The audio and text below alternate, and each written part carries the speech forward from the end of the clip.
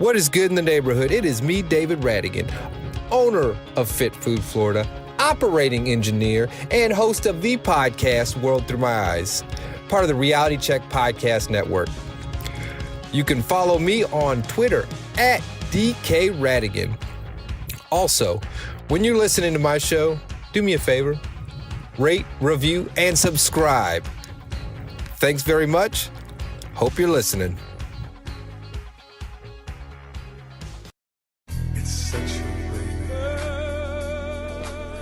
Hey guys, Rad Rob here from the Rad Turtles Wrestling Podcast. Before we get to today's program, I gotta have a little talk with you. Remember back in the day when even just a stiff breeze would get your soldier standing at attention? Yeah, I know as we get older, it doesn't happen as easily as it used to, but I may have something that will help you out. It's called Blue Chew. Blue Chew brings you the first chewable with same FDA-approved active ingredients as Viagra and Cialis, so you know that they work. You can take it anytime, day or night, even on a full stomach, and since they're chewable, they will work up to twice as fast as the other pills. So you can be ready anytime it's time for your boy to go. This isn't just for guys who can't perform, it's for anybody who wants extra function to enhance their performance in the bedroom. I've tried it. Rad Wife can attest to that. Whenever I pop a Blue Chew, she knows it's go time. Most guys can talk a good game, but if you're one and done, Blue Chew can even help you follow through for round 2. Blue Chew is prescribed online and shipped straight to your door in a discreet package, so no in-person doctor's visit, no waiting in those lines at the pharmacy, and best of all, no more awkwardness. They're made in the USA, and since Blue Chew prepares and ships directly, they're cheaper than a pharmacy. Right now, we got a special deal for our listeners. Visit BlueChew.com and get your first shipment free. That's right, your first shipment is free when you use our special promo code RAD. All you have to do is just pay $5 shipping and handling. Again, that's BLUEChew.com, promo code RAD to try it free. Blue Chew is the better, cheaper, faster choice, and we thank them for sponsoring the Rad Turtles Wrestling Podcast. So visit BlueChew.com to get it on. Welcome, everybody, to Rad Turtle Wrestling Podcast, a hard-hitting, in-depth, cutting-edge look at today's product in the world of professional wrestling. Now, without further ado, here are your hosts, Rob Francois and Jeff Johnson. Hey guys, welcome back to the Rad Turtles Wrestling Podcast. We're at episode 35. I'm your host, Rob Francois, along with my best buddy, Jeff Johnson. What's going on, man? What is up, man? How are you? Man, I'm doing well. We had a fantastic weekend. We had the Superpowers United. Yeah, man. Wonder Rap Twins. Rob and Turtles came together. Yep. The Wonder Twins. Heavy pod scenery. Yeah, I like it. Yeah. Well, Rad Mania's over, and man, was it a friggin' success, dude. It was so awesome. We had over 1,200 downloads from 25 different countries, so that's fantastic, dude. That went way better than expected. We expected it to be fun and to be decent. I didn't expect the turnout that we got. So great reviews from everybody. Just nothing but love from all of our community. Just we couldn't ask for anything better. We're definitely going to do it again next year. Yeah, man, we couldn't have scripted it as well as it went. I mean, everything just worked out exactly how we planned it. I mean, nothing went wonky, Yep. And then, us hanging out for the weekend, watching Mania together, and they're like just the icing on the cake, man. Just for our first Rad Mania, couldn't have asked for a better time, man. Yeah, I agree. And if you guys missed it, you can go to my YouTube page. It'll be up on our show page, but my YouTube page is Rad Rob Gaming. We have the WrestleMania pre and post show. If you just want to see what happened, if you just want to check out the shows, it's also on our audio feed too for our podcast. If you guys want to listen to the audio form, but we also have it in video, and we also have a YouTube page for Rad Turtles Wrestling. I just started putting videos up on that. Everything from last week is going up there in the next few days. So we already have Rad Mania Day 1 and 2 with PCO and Sean Mooney, and I have Sean Grandy will upload tonight. And then we'll upload the flagship for tomorrow. So you guys check out our YouTube page. If you want to see the video version of our audio podcast, just a little peek behind the curtain and see how we do our process, that'll be fun to watch for you guys. So Man, we have a lot to get into. And before we get into Raw, I actually want to get into your segment because it's going to play into Mania and play into what happened on Raw. So we're gonna get to week 2 of Jeff's new segment called "Thinking Outside the Shell."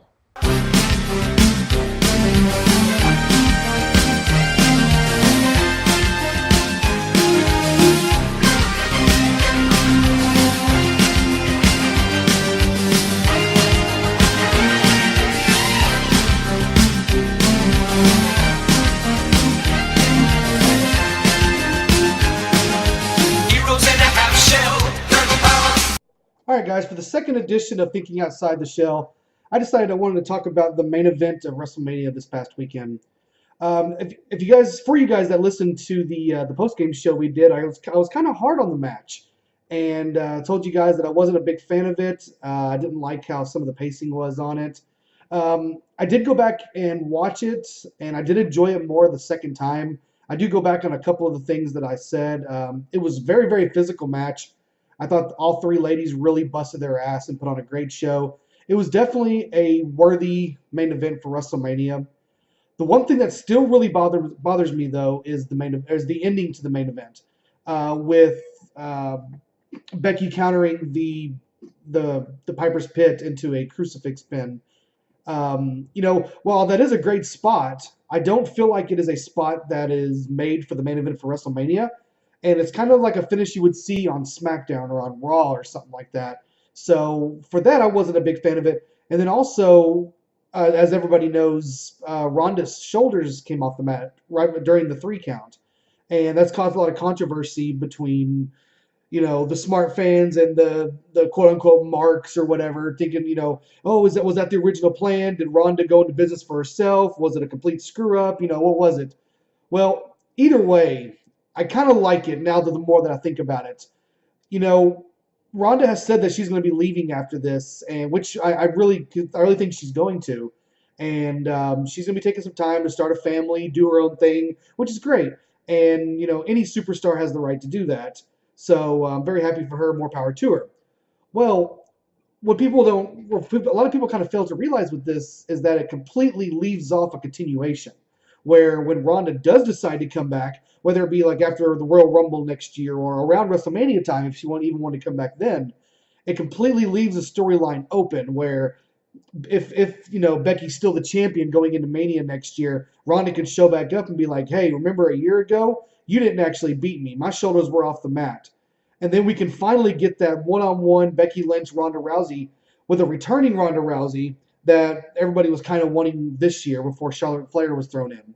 So for everybody that's sitting there saying that, it was a big screw up and how it's not the way it should have ended, I see both sides. I do, with the build up, Becky could have had a more dominant victory, actually pinning Ronda's shoulders to the mat or even beating her by submission. I see that. I get it. But long-term booking-wise, this is a great thing. And whether it was an accident or not, it doesn't matter. Because now when Ronda comes back, we know the first person she's going to go after is Becky Lynch. And she's going to go after whichever title that Becky has, whether it be the Raw or the SmackDown Championship. So, yes, we can harp on it and say that it wasn't a clean finish for WrestleMania, whatever.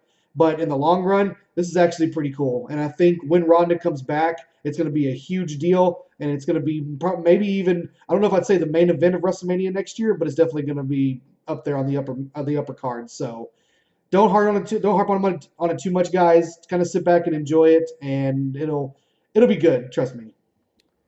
I like it, man. That's good stuff. I kind of give you crap on our post show on Sunday about you hating on the women's main event, but it really was a good match. I challenge you to go back and listen to it or watch it again. And to your credit, you did. And I'm glad that you kind of changed your mind. I do agree with the finish. Mm-hmm. And here are my thoughts on the finish. They fucked up. Yeah. Because it was not mentioned on Raw or shown on Raw at all. Mm-hmm. Technically, when there's controversy, in the past where there's a fucked finish or foot on the rope or foot under the rope or the referee didn't see that or the referee didn't see the shoulders up, they'll play it like 75 times from 15 different angles. Right. They didn't do that on Raw, so they didn't even acknowledge it. So something tells me that Ronda either did it on purpose or she fucked up and her shoulder should have been down for the entire pinfall. But Yeah.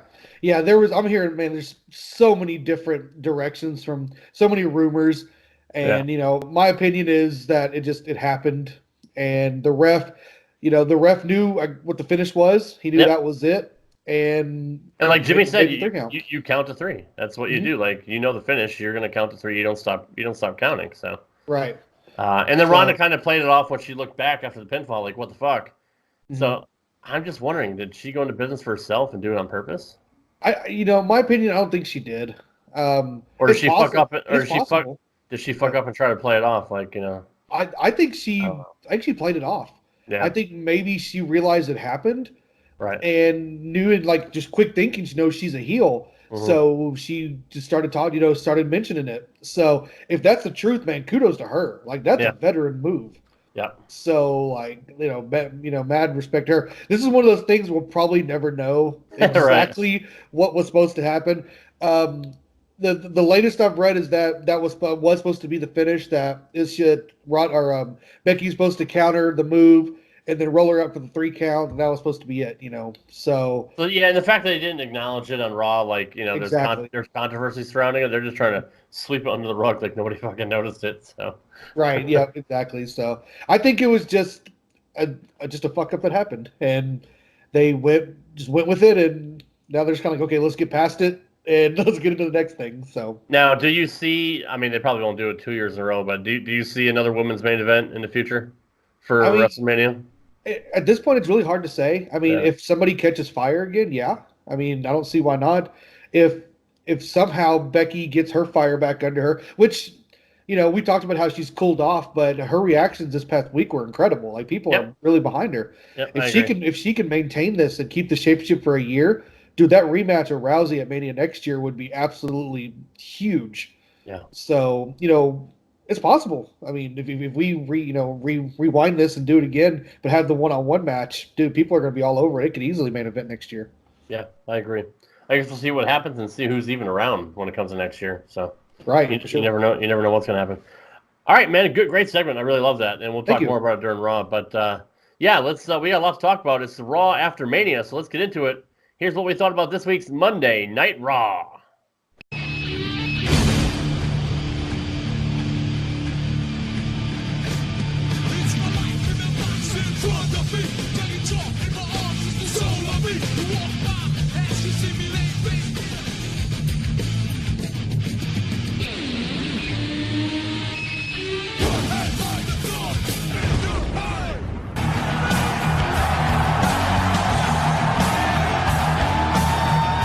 Man, it was a hot start to the show. It was.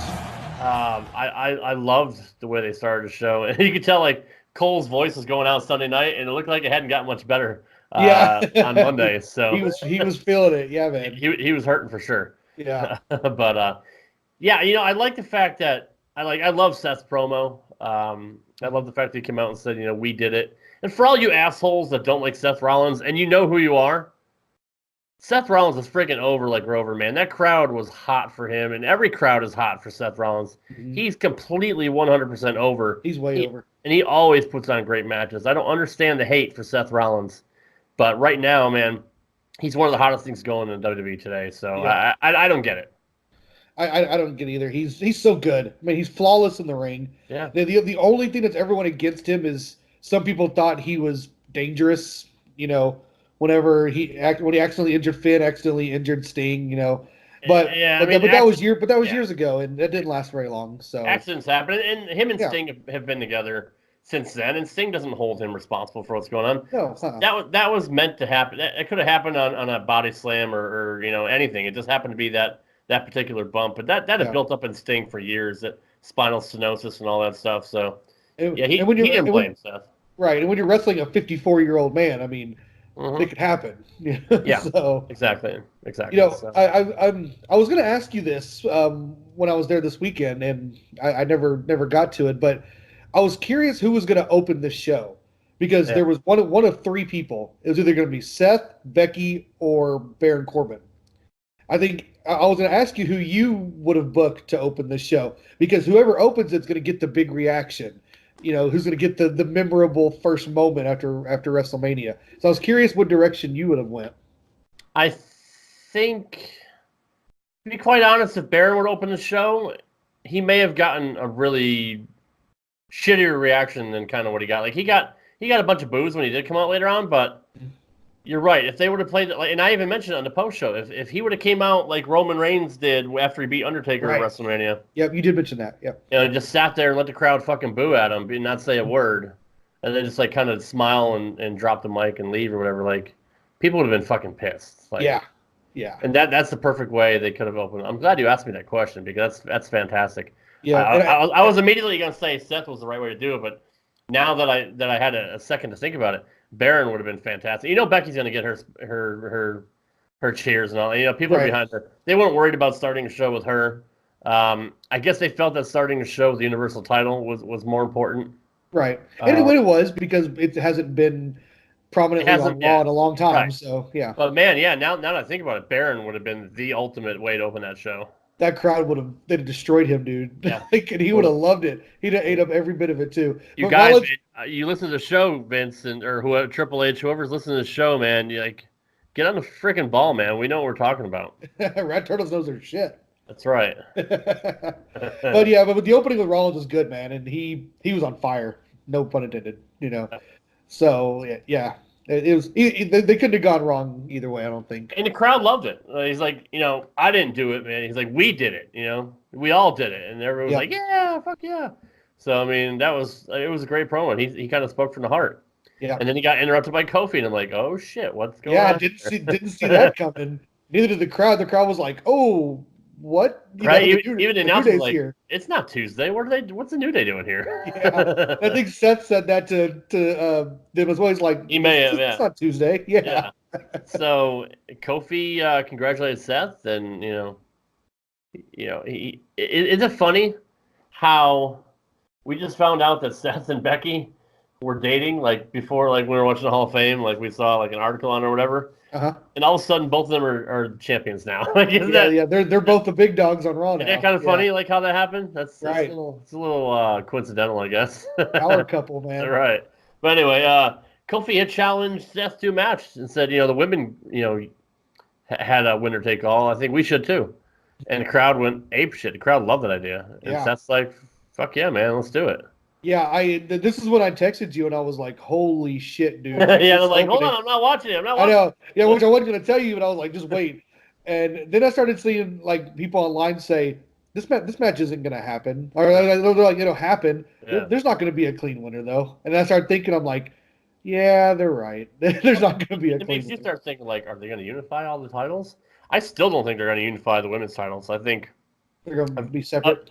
Eventually, they may even have Becky like defend them twice on one show, against the SmackDown woman and once against a Raw woman, and then whoever if somebody happens to take one, then so be it. Right. Or they'll take one off and put a tournament up. Like I don't know. I don't see this as unification. Everybody's thinking that the brands are gonna they're gonna stop the brand split and get back together. Dude, you can't fucking do that when you're having a shakeup. The whole point of having a shakeup is to have 2 or 3 brands to fucking move people around. Right. Like, who cares if they're all on one show now? Like, you can't have a shakeup. So they're not ending the brand split, guys. Mm-hmm. All you people that think they're unifying titles and because they only have one tag team champion and all that, they're going to have another women's tag team championship probably before the end of the year. Mm-hmm. So for all you guys that think they're ending the split and they're unifying the titles and they're going to have one set of champions, that's not true. Right. Yeah, I agree. It's not happening, and I think Fox wants SmackDown to be like their own set of superstars as well. They don't want any crossover. So, right. And when the Fox thing happens, they're going to be the ones that are not. Vince calls the shots, but Fox is going to have their hand in the cookie jar too, though. So yeah, they will, and that's kind of what I'm worried about. But we'll see what happens.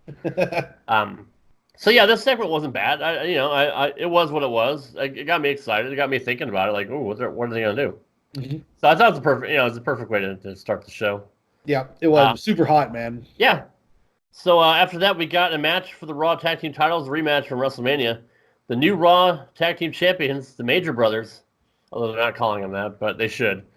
Zack Ryder and Kurt Hawkins, who have their own theme music now. I guess they that just happened overnight. So it's like, oh yeah, they're a tag team. Yeah. Okay, yeah, maybe we should give them some music. So they took on the Revival in a rematch, and it was a really good match, man. Mm-hmm. I enjoyed it. Revival came really, really close to beating them, but great freaking like the way they won the titles is great. By playing possum and just sneaking up and getting a win. And then even here, man, like nobody saw Hawkins get the tag from the outside. And I think even he either got knocked off the apron or he jumped off the apron when he got tagged. Yeah, he jumped off the apron when he got tagged. So Yeah. The rival had no idea who, they didn't see the tag. They still thought Hawkins Ryder was still the legal man. So they gave him the shatter machine and tried to pin him. And that's when Hawkins came in and just rolled him up for the win. So Good finish. Yeah. Great finish, man. It really was. And it still keeps the Revival kind of strong because they got fucked over again. So I like it, man. I like the fact that they kept the titles on them because I thought for sure they were going to lose it, just like Ryder lost the Intercontinental title. That's exactly what I was thinking too. Yeah. I was about to say so I thought like, oh fuck, here we go. But no, they swerved us, man. They kept the titles on at least for another week. So I like it. Am I the only person that hopes that Kurt Hawkins' finisher is a roll up? Right? Yeah. Like I hope it is. The dreaded roll up. The dreaded roll up of the The roll up of doom. Yeah, dude. I hope that's his finisher, and I hope anytime he gets it, nobody can kick out of it, and then he can go, "Oh man, I could have been using this for years." Yeah, right. It's so over. So it was a good match, and it was a good result, and it was another feel-good moment for the international crowd. So I liked it. They're totally over too. So. Oh yeah, for sure. Next up, we had Baron Corbin come out. So yeah, 2 segments too late, but I mean, he still got plenty of booze. Yeah. He just mocked the fans, and he reminded them that Kurt chose him before. That chose him. He could have chosen anybody else, but he was the one that Kurt wanted to fight. So and he's right. I mean, he's not lying. Right. He then claimed that he'd proven people wrong. He even said, I should have my own gold medal now. That sparked Kurt Angle's music to come on, and Kurt came out. And I'm like, wait a minute. Did they not just say last week that this is Kurt Angle's final Raw? I made a big deal about how WWE uses specific language when they say things. Yeah. They didn't say, like, this is his final match on Raw. They said, this is his final Raw, period. Yeah. Yeah, and then he comes out now. Right, going up to that match last week, they were using the right lingo, saying final match, final match, final match. But last week they said his final appearance on Monday Night Raw. Yeah. And so when he came out, I was like, he lied to us. He lied to us. They're lying. That's not integrity. Yeah. He's only got 2 eyes now. Fuck that. But he came out and told Baron that he was a better man and said, I wish you luck. And then he goes, bad luck, and then threw him down and grabbed him in an ankle lock and freaking he got a nice little send off there. He got the best of him. So yeah. And to his credit, Corbin just walked out and had a boo boo face on. But yeah, I guess it was a cool little segment to get him one last it's probably gonna be for his documentary or some shit like that. You know what I mean? Like that'll probably be the ending of his video. So yeah, that was specifically for like a network special or a DVD. Yeah, the WWE 24 on Kurt Angle. That's going to be the end of it. Yeah, so exactly. So that was a good moment for him to go out on. That's exactly what they're doing. I got to give Baron Corbin so much credit, dude. He's been so money lately. Yeah, dude. With this whole situation, and he's played it off so well, dude. He's been so good. Picking on the fans and fucking smart marks because they're all upset because he had to face Kurt and it wasn't John Cena. Even during the match. He had Angle in the corner, and he puts up the "You can't see me" to Kurt Angle as a shot to you fuckers wanted John Cena instead of me. So like that was beautiful. That little nuance right there, dude, was beautiful. He's a heat magnet right now, he's a heat magnet, but that shows you that he gets it, man. He totally understands wrestling. He absolutely that little thing that he did right there during that match was beautiful. It was genius. It was, yeah. And I don't think a lot of people even thought another second about it, but. You and I knew exactly what he was doing. Yeah, it was great, man. I can't give Corbin enough credit. He's been growing on me for a while, but just the way he's handled this whole thing, dude, he's been handling it like such a pro, and he's been great. And he's got one of the best finishers in wrestling too, man. Oh yeah, the end of days is awesome. Love the end of days. So yeah, this is a pretty good segment. But something weird happened, and we were expecting it to happen at Mania, but it never did. Yeah, we finally get the return of Lars Anderson. Sullivan, yeah, that's it's been a while. Guys, when you get old, things just start to not work as well, and you don't remember things as well. You remember more from the past than you do from the future. Lars Anderson was he was a real wrestler. He teamed up with his kayfabe brother, Ole Anderson. They were the Minnesota Wrecking Crew, so Stop giving me shit about Lars Anderson is not a real person. He's legit a real wrestler. Like He is. you get old and you just shit just happens, and sometimes you just misplace words. But I was sitting next to you this weekend when you Googled Lars Anderson. yeah, You showed me. You said, "Look." I was you. like, "You're right. There he's he a is." real person. He was a great. He's a real They're a great tag team. Anyway, Lars Sullivan finally made an appearance on Raw and came out and beat the shit out of Kurt Angle. So hopefully that's not going to be in the video, but but it showed Lars could get over by getting some heat by beating up the former gold medalist. So He looks in better shape than he did in NXT. Also, looks like he's slimmed down and bulked up a little bit. Like, yeah, definitely, he looked like a monster, which is exactly what he should have been. So I'm glad he's there.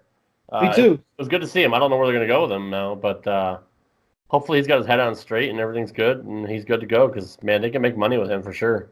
You know, I think we talked about this during the post show that, you know, we're not big fans of big man versus big man matches, but for some reason I want to see Lars Sullivan and Braun Strowman. Yeah. Just something about that just two trucks going at each other. Exactly, which is why I wanted him to kind of cost Braun the Andre Battle Royal, which he didn't. But fuck, he was there the day after. Like, it would have been a perfect spot for Braun to lose. But Right. what are you gonna do? There's a couple people on this show that we thought were going to appear at Mania, but waited until the next night. Right? Weird. Like, It was weird. makes no fucking sense at Yeah, all. it's like they're already in town. It's not like there wasn't enough time on WrestleMania. Yeah, Being there's 13 hours right? long. Right. So, Yeah, it was very odd the way they booked both shows, but all in all, I thought Mania was great. I thought a lot of people were shitting on it, and I'm like, what else can we do for you? Like, what else can Vince do for you assholes? He gave you every fucking title win that you wanted. Like, everybody that you wanted as champion is fucking champion now. What do you still have to bitch about? Like, I have something to say about this when we get closer to the end of Raw. Okay, all right, that's cool. Yeah.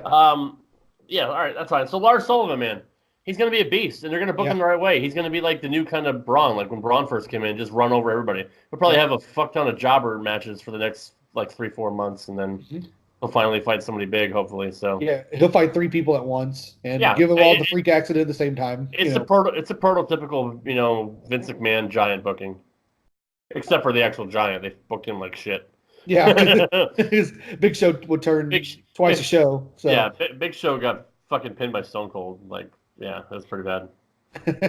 Yeah, that's a whole other discussion itself. That's been a problem of mine for years. That how they ruined Paul White in the first 3-4 years of his career. Yeah, I know. Gotta love the WCW guys coming over and how they were booked. Oh, Jesus, yeah. So anyway, our next segment had the return of Alexa. Easy for me to say. Matthew's gonna give me shit for that because that's his name. He is. Oh, you just got heat with him.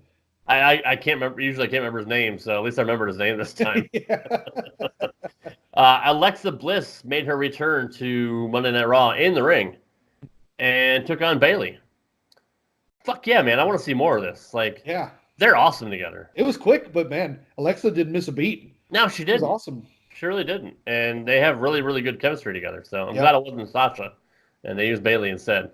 Yeah, and we're gonna talk about Sasha a little more later because she was nowhere to be found this week. Yeah, but, a few people were absent from this Raw, which is really, really strange. It was, yeah. Roman wasn't. He was there after Raw, but he Roman wasn't and there. Drew definitely showed that those two were not there this week. What the fuck? Yeah, I don't know. Like I said about Mania, Raw's 3 hours. You can't get these guys were prominent in a prominent match at WrestleMania. Why were they not? Especially Roman. Like, Roman's the guy. Yeah. I don't know, dude. Weird. Like, weird. Not to not have a Roman Reigns on the night after WrestleMania.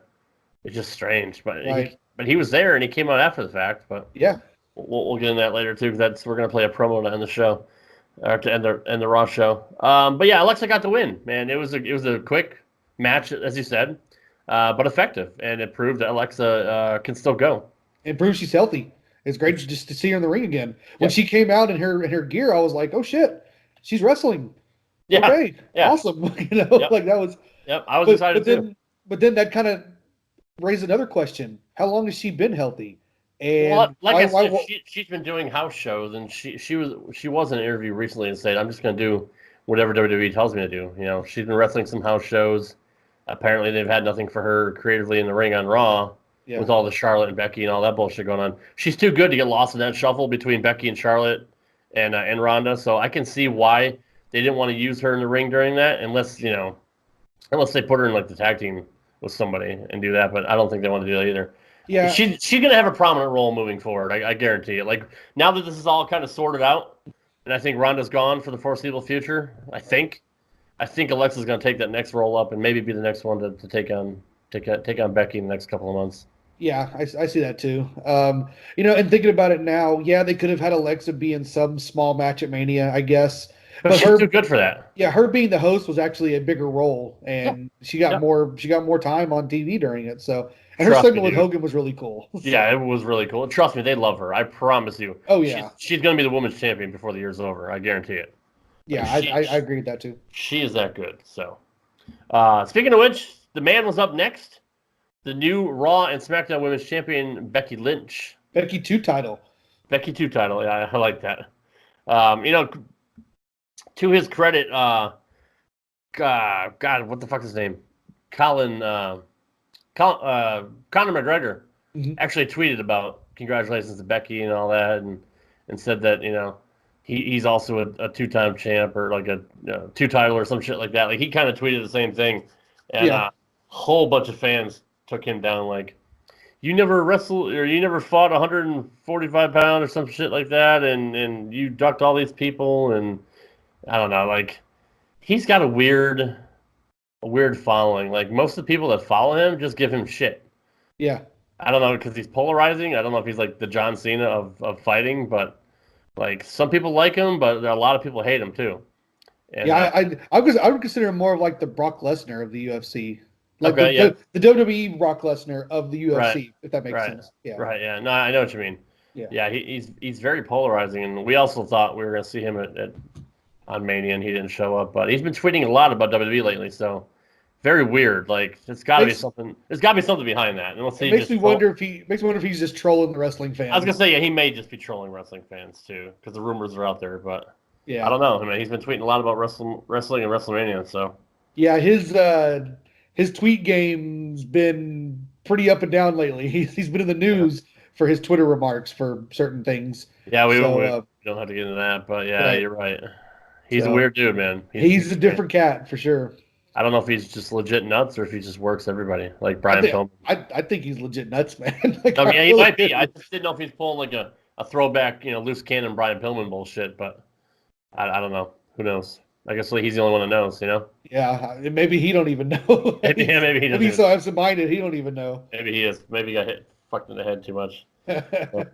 Anyway, Becky Lynch came out and cut her little promo saying whenever Ronnie's done sulking, she can come back and she'll be here waiting for her. And she proved that she's the man, and she did everything she said she was going to do, and she followed through with her destiny and all that shit. And as soon as she was done, we got Lacey Evans music. I'm like, this could be interesting. Yeah, finally. Is she just going to walk up and down the aisle and, just go back?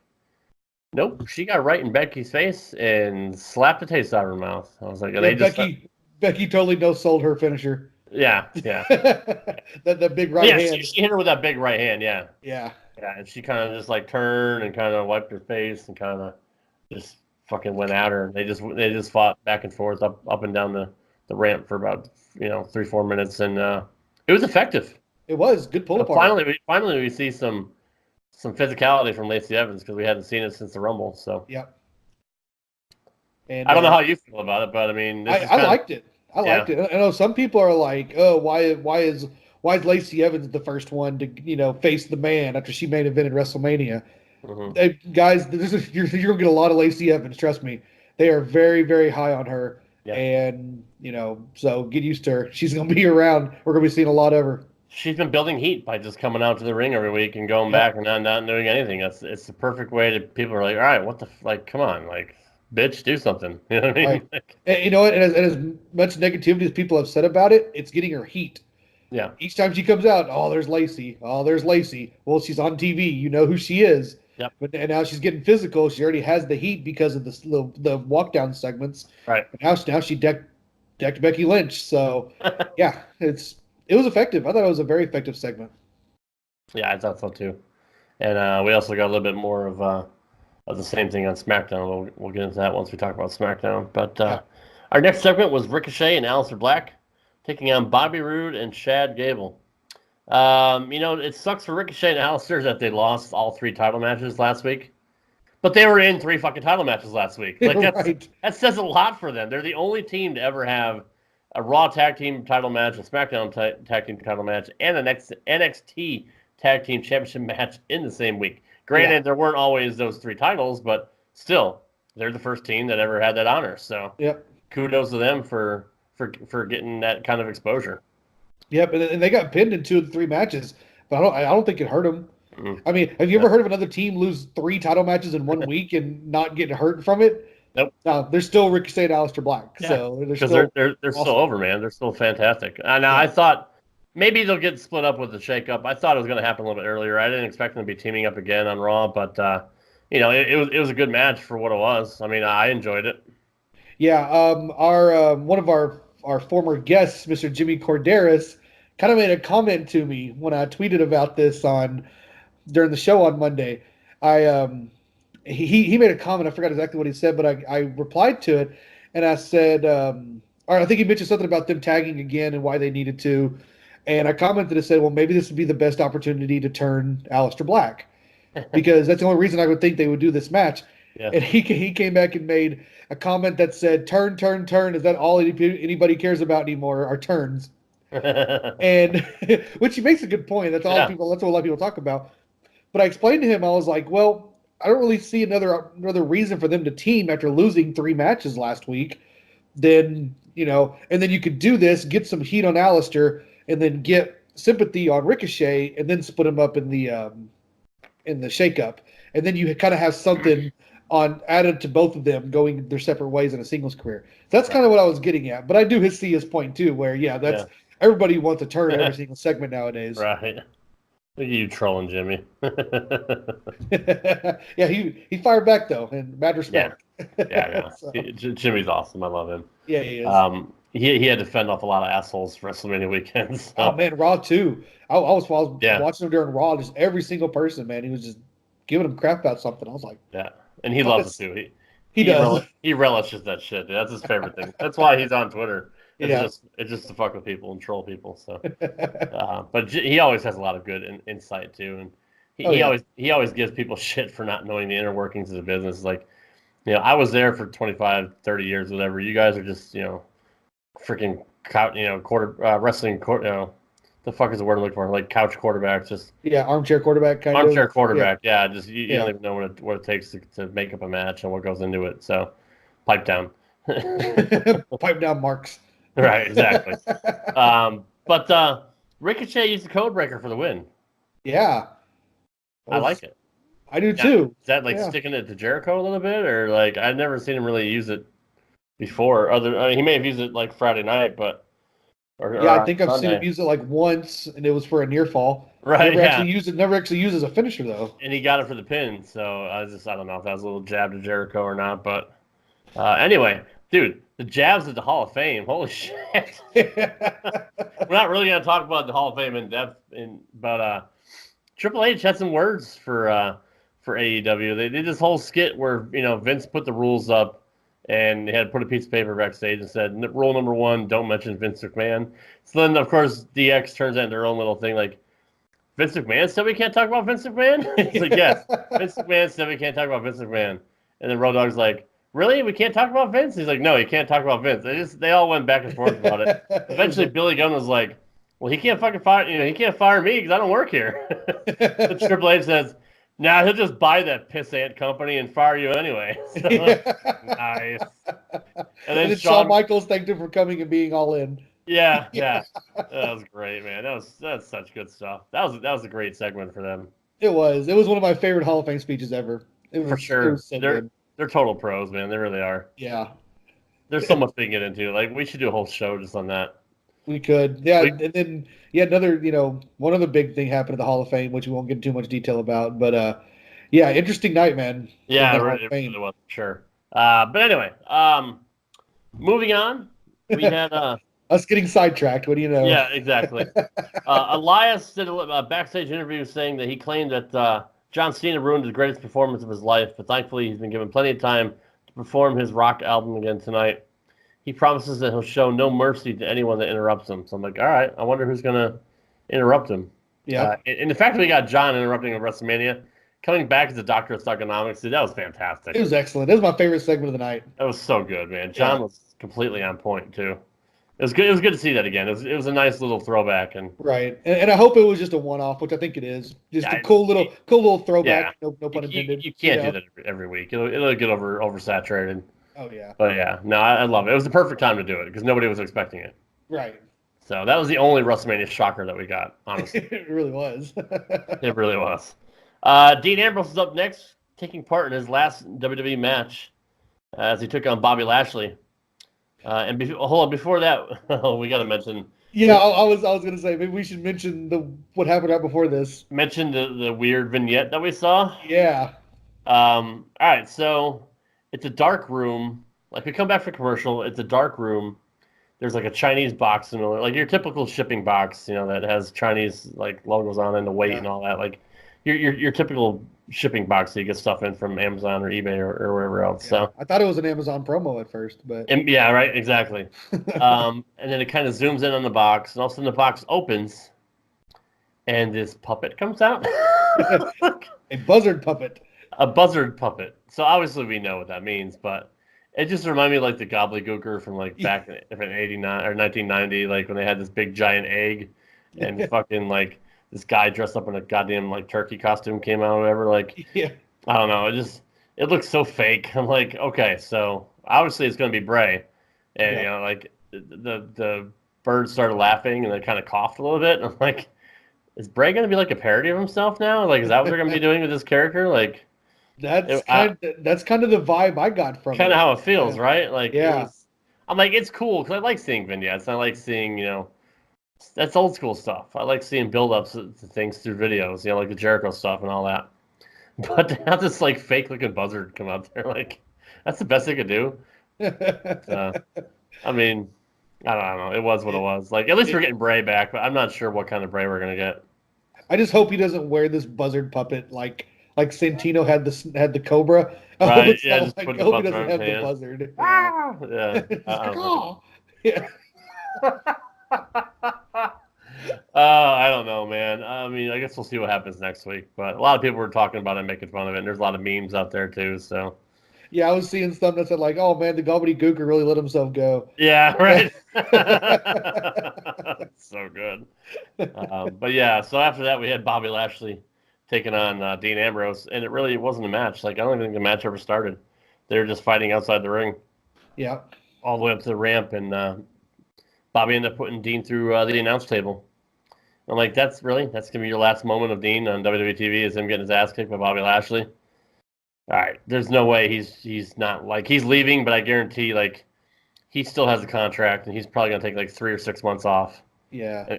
And then come back later on and maybe get revenge against Lashley again. So maybe with the help of Leo by then, you know what I mean? Right. Like I can see that happening, but that can't be your last.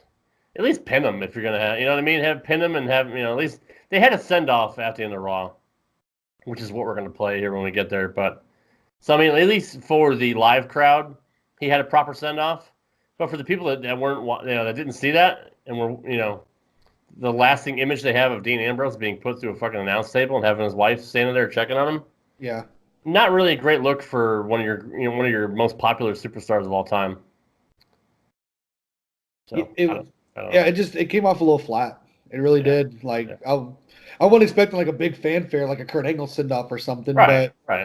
But yeah, I'm with you. I was sitting there watching him lay on the broken table. I'm like, that's it. Like maybe we see him again. And I'm like, maybe since the match never started, he'll come back next week to have his final match again. I don't know. I probably not, but you never know. Yeah, it was flat. Yeah. It was. Exactly. I was expecting a little more. Yeah. But then the crowd chanted "Thank you, Ambrose." Anyway, even though he's laying there like dead. Yeah. So, at least the live crowd was like, "Thanks, brother." Yeah. Oh, that must have hurt. Hey, thanks though. Hey, thanks, Dean. Yeah, I don't know, weird, and I don't know. I mean, what does that do for Lashley? Like, he's putting out Dean, but then Dean's gonna be gone. So who's he gonna fight now? Is he gonna go back to Finn? Like, what was the whole point of using Lashley for that? I guess They could have used Lars Sullivan for that instead. Right. That'd have been perfect for Lars Sullivan. Yeah. Yeah. So yeah, I don't understand that. Weird. Yeah. Weird book. My guess is that they're probably going to have Bobby go after Finn again. Right. And maybe if Dean comes back, at least he'll have a built-in program for Lashley, I guess. I don't know, dude. I have no idea. I don't either. Well, I think we'll know in the next couple of weeks what they're going to do with Bobby. Right now, they're not really doing much. I don't really see a whole lot of direction with him. Yeah, I don't either. All right, our next segment was Sami Zayn. Sami Zayn's music came on, and he came out on fire and pulled a Batista, and just like He did. he ran out there and tripped and fell like a Titus. He kind of sat there for a second. He's like, my bad, and then he got back up. So fits his character though. Yeah, it really does. See, Batista was known as a badass and like an all business, and then he trips in the ring and you laugh at him. Sammy's comical, so he just falls like, "Hey, maybe he was supposed to do that." That's funny. That's crazy, Sammy. Yeah. Yeah. But he had a really, really good match. He did. He and Finn had a great match. Him and Finn had really great chemistry together. I'm wondering if they ever fought together in like Ring of Honor. I'm assuming that maybe they had some matches in the past, but I think they said that during this they had like one match before, maybe like an NXT or maybe one on the main roster. But I think only once before they ever fought. They were good together. I don't even want to talk about Mojo Rawley because it's so stupid. Yeah, he had that Batista tattoo around his eye. Yeah, he did. But looking in a broken mirror, talking about his character, it's fucking stupid. That's why I didn't really want to acknowledge it. But it made me think of that. I don't know if you ever seen this movie. It's a movie called Beastly. I don't know if you ever seen it. It's like a weird type of Beauty and the Beast type of thing where like his face like slowly has like these veins and it makes him ugly or whatever. That's kind of like the vibe I got from this. Like now he's getting this weird tattoo on his face and the mirrors are breaking and like I don't even know. So stupid. Anyway. Anyway, Sammy and Finn had a really fantastic match, and Finn got to win with a wicked coup de grace. Like he fucking planted that shit right. He landed hard on Zayn. He did lay that shit in. So I don't know what that was about. But after the match, Zayn said, you kind of confirmed my thoughts. I've been away for the last 8 or 9 months or so. I was like, you guys really missed me, didn't you? And the fans like, yeah. Woo. He's like, well, I didn't miss any single one of you guys. And he just kind of went off to cut a heel promo on the WWE Universe and fans on social media, saying how judgmental they are. But I'll listen to it for yourself. I don't want to do it any disservice, but we're going to play that promo right now so you can listen to what Zayn had to say about the WWE Universe. It's exactly what they needed to do. So here's Sammy's promo for Monday. Yeah,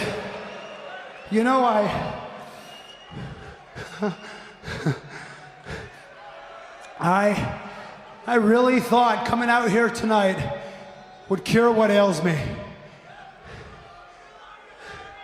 All it did was reinforce what I've realized over the past 9 months.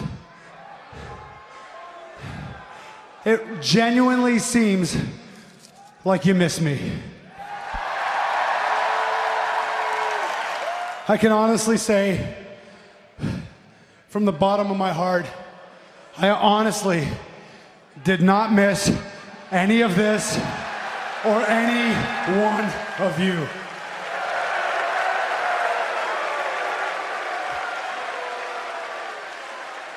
Yeah, so it turns out WWE is a super toxic environment. Yeah, it's not because of the McMahons, and it ain't because of the other WWE superstars. It's because of this audience and your ugliness. Let me be honest. I live a very meaningful and fulfilled life. I'm quite happy. But your lives seem so empty and so devoid of any kind of meaning that the only joy you get, it's not even from coming out and enjoying the shows as fans. You only get joy and satisfaction out of being critics. You want to know why that is, moron? It's because it's the only thing that gives you any sort of sense of self-importance. You judge everyone and you judge everything except yourselves. You want to know why that is? It's because none of you have the balls to look inside yourself. Because you know the ugliness and the cynicism that exists inside of you. You're so bloody delusional, it's hilarious. You really think you guys are like the voice of reason? You really think you guys are like the voices that should be heard? Hear me roar. No, seemingly overnight, you have become the evil overlords of WWE. Sami Zayn has been about one thing his entire career and his entire life, and that is doing what is right. And now the right thing to do isn't to come back and save WWE. And it's not to come over and take over the WWE. The right thing to do is to come out here every single week and hold each and every single one of you accountable because nobody else will. See you in hell. He hit the nail on the head, dude. And like, He's the new voice of the voiceless, man. he is, and you know this came straight from Vince McMahon, you know, or somebody, because you know somebody in their higher ups pays attention to social media, and they can see how, you know, even Sami said, like, it's not the McMahon's fault, you know, it's not creator's fault, it's not the wrestler's fault, it's all your fault. It's WWE Universe. You guys are so freaking judgmental, and you know, and like we're out here busting our ass every night, and you guys think you know it all, and you want to fucking tell us how to run our business. Yeah. And that's what they do. That's what these assholes do, especially the assholes that don't even watch the show. And you know who you are. Right. These assholes that want to bitch about it and say wrestling sucks and, oh, it's not the fucking attitude era. No, you guys suck. And you're not even watching the show to begin with. But you just want to jump on Twitter and comment on every single fucking person's post that has anything to say about wrestling and say that it sucks. Yeah. You look over and see Roman Reigns is trending. Then you see people hate on him. Oh, I'm going to hate on him too, so maybe somebody will reply to me. Yeah. That's all it is. Yeah, I know. There was one tweet this week that some guy, I forgot who it was, to tweet, said, man, it was such a complete mad week for wrestling, and there was so much going on. And I'm not going to say who tweeted back, but he said, yeah, replace mad with bad. I'm like, what the fuck? Like, there were so many different options of wrestling last week to watch. Even if it's not WWE, you had Ring of Honor, you had you had NXT, which was fantastic. There's so many different. The ROH G1 New Japan G1 Supercard was freaking-tastic, and we'll get into results here later on. But when there's so many different, like WrestleCon, just like there's all kinds of special events surrounding WrestleMania. If there was literally nothing that you liked about wrestling last week, then maybe you're just not a wrestling fan anymore or at all. So I don't know, dude. I don't get it. It is what it is. But Sami hit the nail on the head. It was a fantastic promo, and I kind of like the Heat and come back as a face because that's usually what people do when they come back from injury. Is they're an automatic, baby face, which is where I thought he was going with it when he first started. You guys missed me, huh? But kudos to him, man, for cutting the right promo at the right time. That's going to be perfect for his character. Not sure what show he's going to be on because he also showed up on SmackDown too. So I guess that's kind of what they're going to be doing for this week until they have the shakeup. But it'll be interesting to see what happens as we move forward.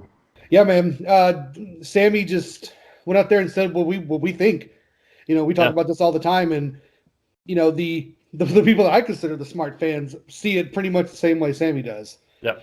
So it was, he is a heel, but I'm a fan because I completely agree with everything that he said. Yeah, absolutely, and it was the right thing to do for his character. I mean, like I said, I thought he was going to be a face.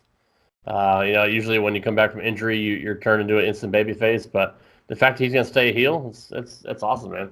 Heel Sami's money. Yeah. He proved that before he got hurt. He's so good as a heel, man. Yep, he is very good at it. So, then we had this weird interview backstage with Dana Brooke. This was really weird. Really weird and really out of nowhere. She had mentioned that she made a quick statement congratulating Becky, and she promised that even though she's probably not at the front of the list, she's going to work her way up to become, a top contender and challenge for one of the women's titles. And I'm like, why? Like, she hasn't done. Why now? Like, why is she doing this now? Like, are they really going to push her towards the main event? Like, dude, she may have lost weight and she's in fantastic shape and she's a really good wrestler, but her character sucks. It really does. Like, I have nothing, and I have less than zero invested in her at all. Yeah, she's maybe they can change her mind with pushing her, but I don't know.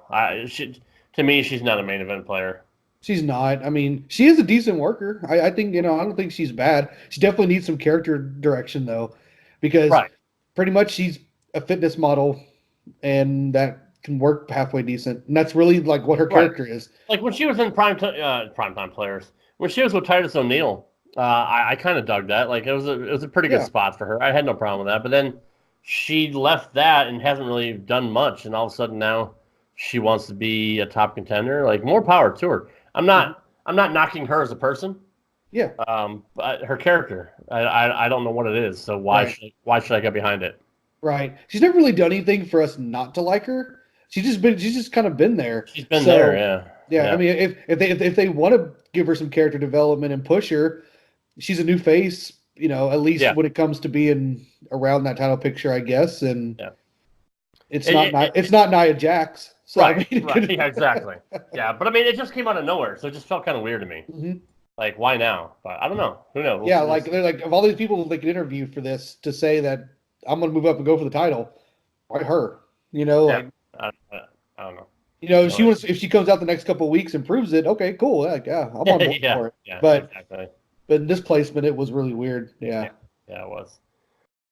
So the next segment we have was Elias coming out and saying for the second year in a row, his WrestleMania got ruined. He said that Cena is a fake artist simply riding his coattails, promising to prove his own brilliance with a rap. And to his credit, Elias started rapping without the guitar, and I'm like, it was pretty good. Like, I enjoyed what he had to say.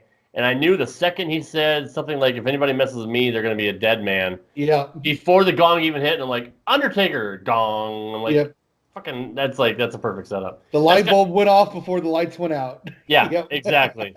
I love that. That was nice. Thank you. So, yeah, we have The Undertaker, who did not show up at WrestleMania at all, even though he was in town the entire weekend. And now he shows up on Raw just to kick Elias's ass. Yep. What the fuck, dude? What the fuck, Vince? Like, seriously. You leave Undertaker out on the biggest card of the year. Who cares if he wasn't built for a match? Just have him show up anyway. Right. Like, he could have just been there. You know what I mean? Like, right. He didn't even have to really do anything. He didn't even have to wrestle, but he's in fantastic shape, dude. Have you seen it? Oh, obviously you saw him, but like, he looks fucking great. Yeah, and he wasn't wearing like a top of a singlet or anything. Like, he was showing physique. Showing his ass. He looked like he was in great shape. Yep. Michelle got him working out, man. Got him real lean. He's got some kind of a food program he gets delivered to his house. Like, it's all fucking natural. Maybe it's vegan-ish.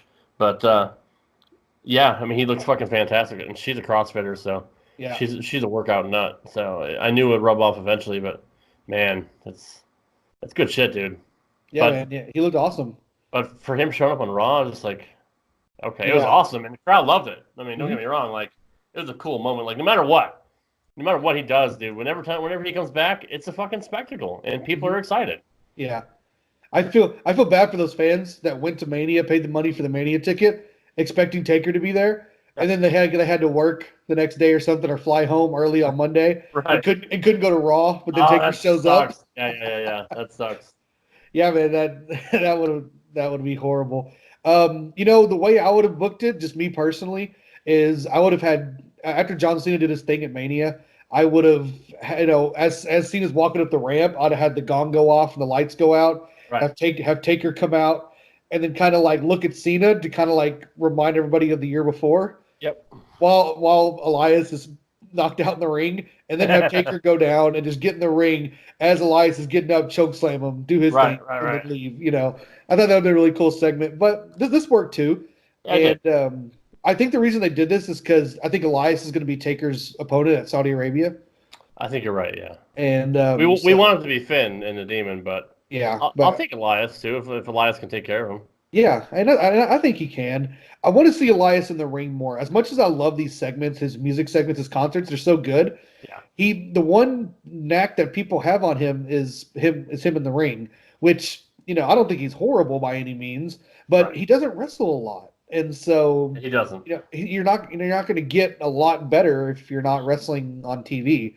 So I think he needs to have some matches leading up to his match with Taker. I think it would do him a lot of good. I agree. Sorry, I had to put my Preds gear on. The game just started, so Yeah, gotta represent, bro. I do. It's game one of the Stanley Cup playoffs starting tonight. So they're playing the Dallas Stars at home. So I had to get my gear on to rep my team.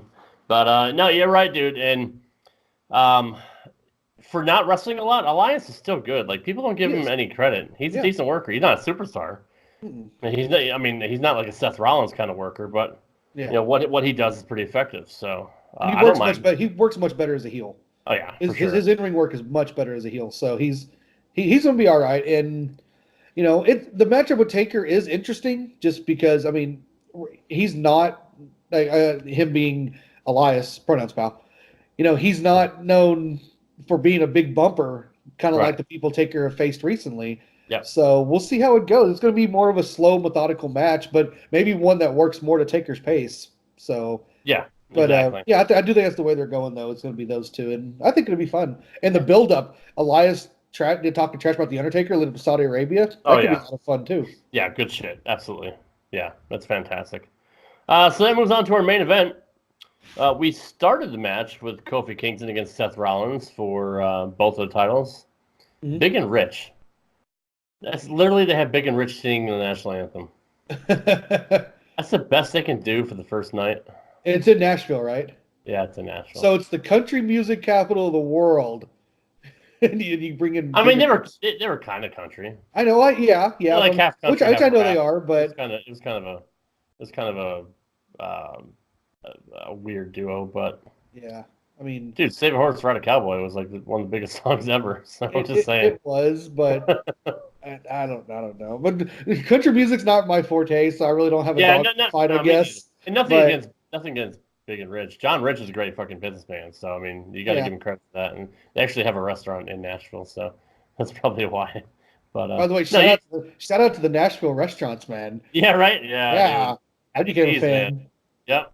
I took Have Jeff you to Hattie B's Hot Chicken, man, and taught him what real Nashville hot chicken's all about. He almost died. He almost- He had one of each of their heat levels, starting with medium or mild to medium to hot to damn hot to shut the clock up. It was their highest. And I did. And And I did sure shut- did. he did shut the clock up, indeed. So we'll have video of that on our YouTube channel coming up Yeah, here in the man. next few days. But Great food. yeah, good stuff, man. And you had some 5 Points pizza. It's some of the best pizza in the world. Yeah, that's where it was, man. I had that leftover last night, man. It's so good. Awesome. Did you stop and get more mac and cheese on the way home? I did not. sister? I'd already got over the bridge in Memphis, and then that's when it hit me, and I was not turning around. I'd already been driving 3.5 hours at that point. So I'm Oh, like, I'm man. not turning around. Sorry, Boo. Boo doesn't Yeah, get any right. mac and cheese. But anyway, off the track here. Yeah. I'm glad you had a good time. But yeah, we started the match with Kofi and Seth, and then we got interrupted by the bar. And the crowd fucking lost their minds. Like, they were so pissed. This is what I wanted to get into about this, because this kind of goes back to what Sami Zayn was saying too. Man, so many fans are so entitled nowadays. Yep. They got all these great matches. We got all the champions that we wanted. We got everything. You got The Undertaker. You got everything you wanted. And then you want to sit there and chant bullshit and chant, whatever, being all pissed off because you didn't get the unification match between Rollins and Kofi. Which is so stupid. Do you really want one of your favorite wrestlers to not have a title anymore? Right. How Yeah. fucking stupid are you? Right. Yeah. Let's say Kofi loses that match. Okay. All Yeah, that after build. all that, Kofi loses the title after a day, and you guys are supposed to be happy with that? You guys are going to fucking bitch about that, too. Yep. Exactly. No matter how this match went, people were going to bitch about it. This was the best thing to do. Yeah. Because you don't want Seth or Kofi losing their title right now. You want them to have long title runs. Yeah, So people are so butthurt on Twitter. Even today, they're still bitching about it. About how horrible it was and how horrible the booking was, and that was the wrong way to do it. And they never should have even given us that match if they're going to fuck us out of it. Like, come on, guys. Like, yeah, the other thing I heard is that everybody was like, wrestling, man. Shit. The other thing I heard is people were like, well, it should have been the Undisputed Era. You know what happens? You take the Undisputed Era out of NXT right now? No. NXT needs the Undisputed Era right now until they can build up a few more people. There's not much left other than Dream and Gargano and the War Raiders, but right. Yeah, you take the Undisputed Era, that's a huge hole in NXT. Mm-hmm. Like, they need to stay there for right now. And so, as much as I'd love to see them in the main roster as a group, not yet. They still have some business to take care of down in NXT. So yeah, I agree. The bar are great. Sheamus and Cesaro. That's why they put them in that position, man, because they're pros, man. They're so fucking good. They can handle that. Yeah. They can handle the heat from that. I see some big stuff coming with them, either together or separate. Mm-hmm. I think I'm gonna make a bold prediction. I think by Survivor Series, Cesaro's in the title picture. He might be, and I think he's the right guy to do it with, because I think Sheamus is kind of on his way out. He's really beat up, man. He is. His body is not really holding up the way it used to, and that's primarily why they put him in a tag team, because he's getting broken down. Yeah, and still works his ass off though. Still works his ass off, and he's one of the greatest of all time. He's severely underrated. So good. He is, and he totally gets it. He's a consummate professional, and he loves the business, and he loves WWE, and he would never leave. But yeah, I think he'll have one more good run in him, but I don't think it'll be for a title. I think Cesaro should be the guy. And trust me, Cesaro's been around a long time too. Yeah. But he's the Swiss Superman. So I mean, he just keeps going and going and going. I can see him in a title. That's bold, but I think it's well within reach. Mm-hmm. Yeah, I think so too. And right before we jumped on, I saw an interview Sheamus did, and he was talking about Cesaro, and he said Cesaro deserves to be a world champion. Yeah. And he said, the one title I never got is the Intercontinental title, but as much as I'd love that, I would love to see Cesaro be a world champion even more. Man, that's putting over your partner. That's putting over your friend right there. And that's huge for him to go out in public and say that. So I hope WWE sees. I mean, we've been saying, God, this is beating a dead horse for over the last. What else does he have years. to do at this point? Just show Vince that he has, the ability to grab the brass ring. You know what I mean? Right.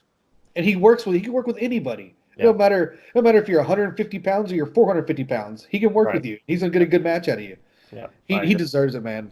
Yeah. He's so good. I agree. So this led to a impromptu tag team match, which the crowd shit on too. So we had the Bar against Kofi and Seth, and it wasn't a bad way to end the show. It was a decent match. Kofi hit the SOS, and I thought he was going to get the win with that, and Cesaro broke it up. So I was like, all right, I'm not sure who's going to win this match. Obviously, it made sense with the champions winning because, they're the champions. So, right. You can't have them lose the night after they both won the titles at Mania. Yeah. So we got a Trouble in Paradise right into a curb stomp. So it was smooth. Yeah, it really was. I liked it. And Cesaro sold the hell out of both of them. He was perfect. His timing was perfect on it. And for not really working together as a tag team that much, I thought they had really good chemistry together. Mm-hmm. And it's pretty cool because they're friends. Because they're all friends. They've both been on. Oh yeah. Obviously on Up Up Down Down a lot, and Seth is friends with the New Day. So I mean, it's pretty cool when you get to work with some of your best friends. I mean, between the Shield and between the New Day, Seth has got a fucking dream job, man. For sure. Yeah. Right. And and we'll talk about this in a minute on SmackDown. But when the New Day was in the ring and then the Bar came out, my first thought was, man, they're loving this. Yeah. These guys are great friends, and they're out there at the top of the card just hamming it up, dude. This is. When you work any job, when you work with your best friend, dude, it's so much fun. Those guys are just absolutely loving it. Yeah, for sure, absolutely. So, all in all, what did you think of the show? I know you said it was up and down for you. What didn't you like about the show? Overall, I thought it was a good show. The expectations for the Raw after Mania are so high. Mm-hmm. Every single year, you expect it to be the best show of the year, and which it kind of is, just because of the crowd. The crowd just did their own thing. They had beach balls and all kinds of shit, and they were just having a good time. But they were hot for each match, pretty much. They were, yeah. I thought the Lars Sullivan debut was done really well. Yep. Him attacking Kurt, instant heat. I mean, absolutely perfect. Sure. As much as we talked about him attacking Dean, that would have got him heat, but attacking Kurt Angle That's so good. That's great. Beating up a guy that's beaten up, and he's retiring because he's so injured, and you can tell he's lost a step, and I mean he's a freaking multi-time champion and gold medaler, and he's your Olympic hero. Yeah. So to beat him up is instant heat, and the fact that there's nothing Kurt can do about it moving forward because he's gone.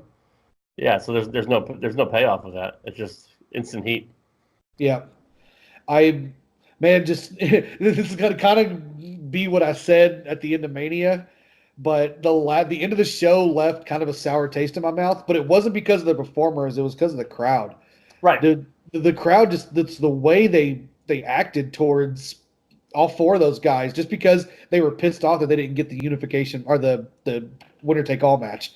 Yeah. Just God, you entitled dicks.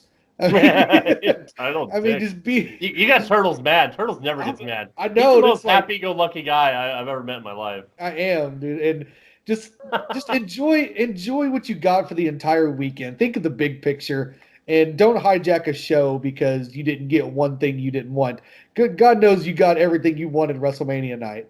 So I mean, literally everything they other than short of maybe Cena or Undertaker having a match, but they probably would have shit over Cena too.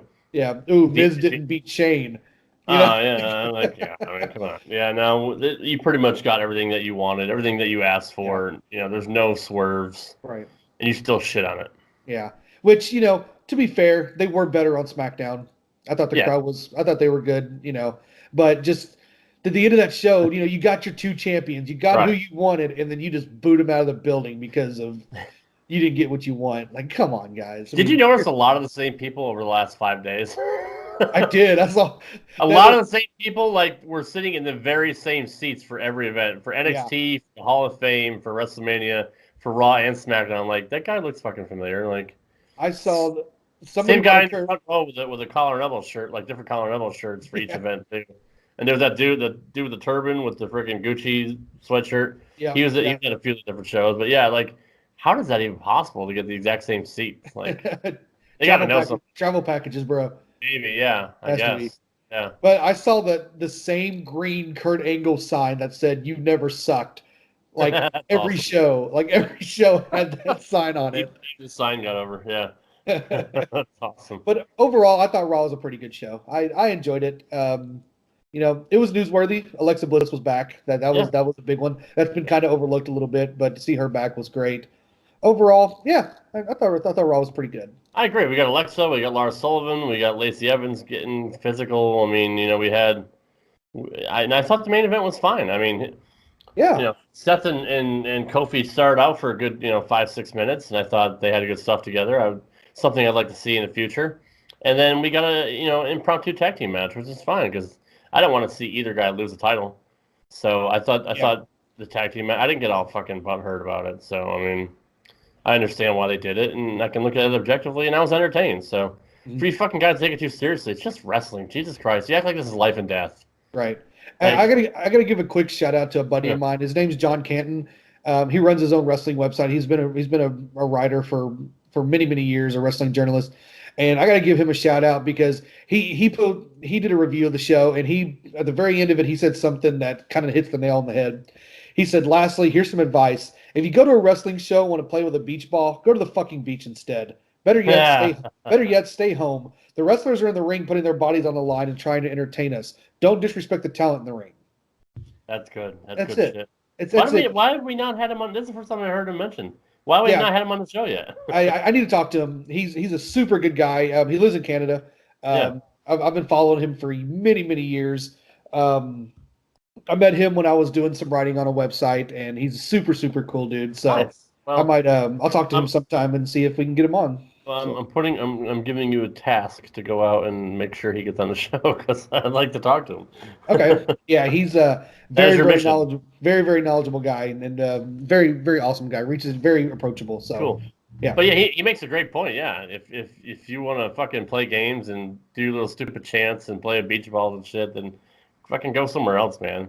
Mm-hmm. These guys are out there busting their ass for you assholes, and you want to act like that. But now we're gonna get heat for our international crowd now. Like half those people there probably listen to our show, and then they're just gonna give us shit about it next week. But no, man, like we understand you want to have fun and all that, but You guys hijack the show every fucking year. Right. And you know what? You guys were great through most of the show. Yeah. You guys were awesome. It's Yeah. just that last segment. But don't be, what do you call them, entitled dicks? Yeah, don't be entitled dicks. Yeah. Just enjoy the show. Right. All right, man, we kind of beat Raw to death, so, and we have a lot to get to tonight, so it's going to be another fucking marathon show. So Raw's in the books. We both thought it was a good show, so let's find out what we thought about this week's SmackDown Live.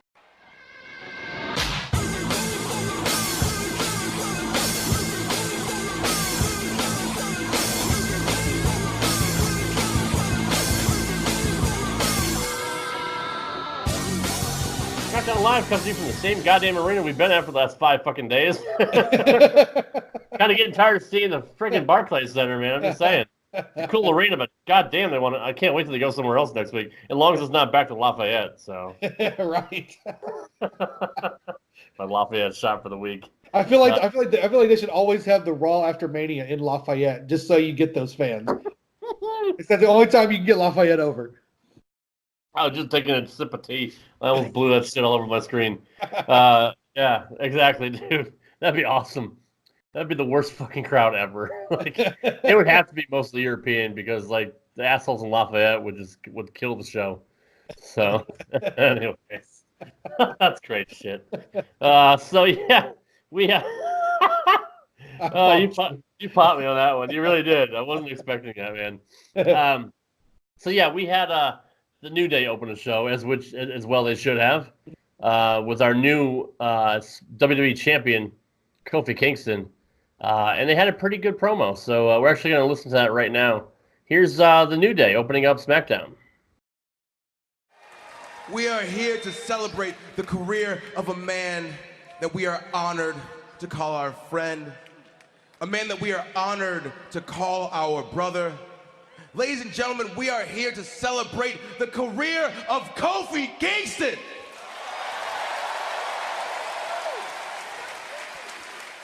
But being able to follow his whole career has been incredible.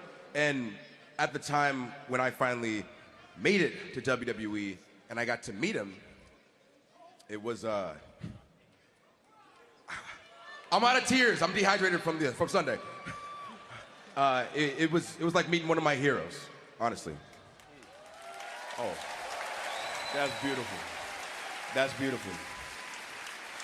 And the thing that makes this extra special for us is we got this thing together out the mud. The 3 of us got together. The bond that we share is something special. We came together in an effort to reshape culture and change history.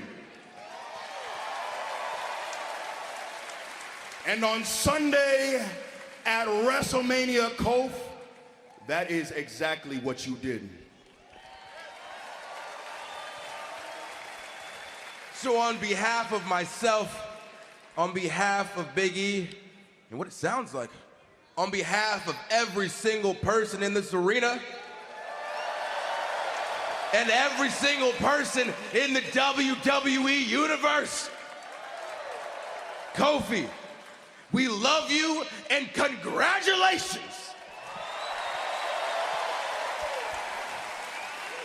This right here is an impossible moment. This wasn't supposed to happen. This wasn't in the script. It wasn't supposed to happen. It wasn't in the cards.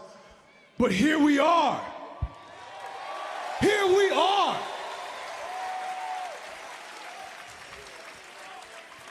And I gotta give a very special shout out to my family right over here. My adorable youngest son, Orion. My fearless, show-stealing son, Kai. You saw him at WrestleMania on the second rope throwing out the t-shirts. And my amazing, beautiful, super mom of a wife, Chi-Chi.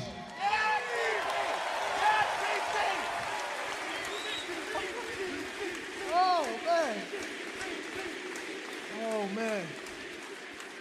You guys inspire me to be the best possible husband I can be, the best possible father I can be, the best possible role model I can be.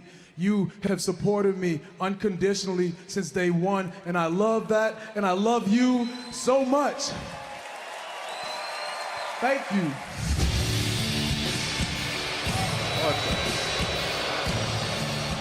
You owe us a big thank you for saving your skin last night.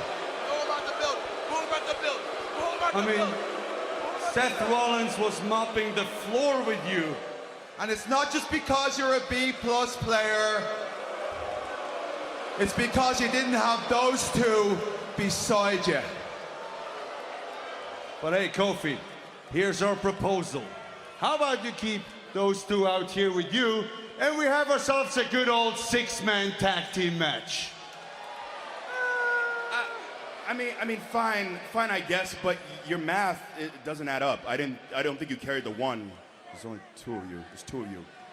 Oh, no. Our math is not off. See, when we went to Raw, we made a friend. But don't worry. You'll have plenty of time to discuss strategy for a match later on tonight, when the three of you will take on the Bar and this man. Oh, man.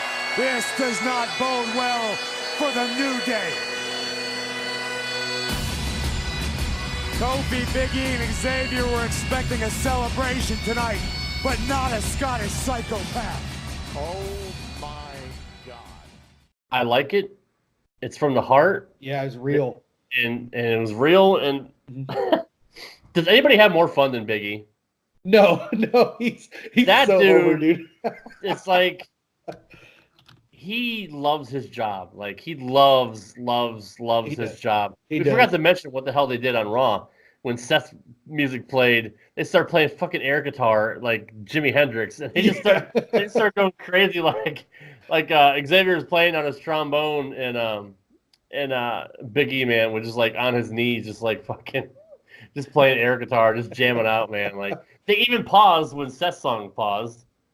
And then started up again, right at the same moment. I'm like, these guys are fucking money, dude. I swear to God. But yeah, Big E, dude. And even at the Hall of Fame, he's all hamming up to the camera and all that shit. Like, he has so much charisma, dude. Like, he just oozes charisma. Yeah. Graves and Renee were talking and doing the Hall of Fame thing. And then you just see Big E sitting right behind them, just like making faces and shit, and to the camera and all that. Like, that dude has more fun than anybody else, I swear to God. And that's a big ass dude doing the splits, man. He did a fucking split. It's so over. The split is so over with the crowd, man. Like they're like, wow, I didn't even know you could do that. Like that really popped Xavier when he did that too. Like I don't even think he was expecting it, but yeah, man, this is just a great promo. And then we had the Bar interrupt, and I'm like, dude, fucking Bar, man, they're over. Like, yeah. Like, that's 2 segments they've interrupted. Like, that's a pretty big deal. Like, they've interrupted Kofi twice. So, are they shooting for, like, a tag team match? Can you imagine the New Day having the tag team titles and the WWE title? Like, how fucking cool would that be? Yeah, how often do you see a tag team, like, in the main event picture? Like, you don't see that very often. I mean, they're so above the tag team titles at this point. They kind of are. They don't need them, right? No, they don't need it at all. They're just... I was gonna say that they're 2 singles guys and the main event guys together, but I mean they're just as a team, they're up there. Yeah. They're up there with the big dogs on the show. I agree. And let's talk about the elephant in the room. Why the fuck was Drew McIntyre with them? I guess I don't know. He's not on Raw, but then he showed up on on SmackDown just randomly with the fucking Bar. Yeah. Did they forget about Drew McIntyre on Raw? And then once the show was over, they went, "Oh shit! Oh shit! We forgot to say." Like I fucked you over on the post show, and I didn't let you talk for like 4 fucking matches. Yeah. If you guys missed our WrestleMania post show, Jeff talked about like one of the pre-show matches, and then I went around the horn with everybody else for the next 3-4 matches, and never asked Jeff what he had to fucking say about it. And I'm sitting next to you. And you're literally sitting next to me in the room at my house. Yeah. I was so bad. I'm like, I still feel bad for that. No, it's all good, man. I still feel like I owe you one. The show was going so well. I didn't want to be like, hey, can I say something? That's how sweet you are, man. That's how nice of a guy you are. Like, you're so respectful. You just didn't want to interrupt the flow of the show. Like, you sacrifice your own opinions, your own beliefs, and what you had to say for the betterment of the show. You're such a good guy, man. I appreciate it. Thank you. Yeah. But I give you. Thanks. Good thing I give you plenty of time to fucking talk on this show, because Lord knows I fucking talk too much. I get tired of hearing my own voice, so. If you noticed last week's 4-hour marathon, Jeff was probably talking about 2.5 hours of that because I just got fucking tired of doing everything. You're like, you say something like, no. Yeah, like, you pretty much led the ship for half the show last week. But anyways, fucking Drew McIntyre shows up with the bar. Like, okay, like, Dude, really? I like them together though. Like No, they I look do like like a them together, badass team. What the fuck? Like, he has no like interactions with them in the past. Like, all of a sudden he just shows up with them and they want to pick on the New Day. Like, right. Coming off a program with Roman and the Shield, you're gonna show up on SmackDown, which you're not even a part of. Right. I don't know. I don't get it. But you know, when the bar said we met a friend at Raw and he's gonna join us, I thought it was gonna be Baron Corbin. I was wishing it was gonna be Baron cool. Corbin. Yeah. That'd be kind of cool. Because the crowd would have just that is shit all over it. They It would was so show. good. But yeah, this set up a match for them. Before they went to a commercial break. So after the break, we had Aleister Black and Ricochet again. These guys fucking. They're everywhere. These guys get more airtime than fucking your NBC Nightly News. They took on Shinsuke and it was Aleister, Ricochet, and Ali against Shinsuke, Andrade, and Rusev. Yeah. It's a random match. Yeah. With no build up on the SmackDown after Mania. Like, I don't see this moving in any kind of a program. Like, usually the Raw after Mania and SmackDown don't usually kind of set up the future. They kind of just tie up loose ends from WrestleMania and all that. So, right. And Ali has never teamed with Black and Ricochet before. Like, I don't mind it. I mean, it's a match. It was a good match. Mm-hmm. But is this a one-off? Like, the only thing, like a filler match? I can't. I don't even know what to say about it. Like, it just took me off guard. Right. Yeah, I mean, it was a fun match, but the only thing I really took out of it is maybe we're going to get an Ali Andrade feud, maybe, which would be fun because they're awesome. So it's funny like it was supposed to be Ray, but Ray got hurt. Now Ali takes his place, just like Ali got hurt and Kofi took his place. So right. I mean that could be the situation that they're in. Yeah, and Ali got the pin on Andrade. So yeah, and, it'll be the battle of the two guys that lost their names recently. Mm-hmm. Yeah, no shit, right? Funny. And you know what?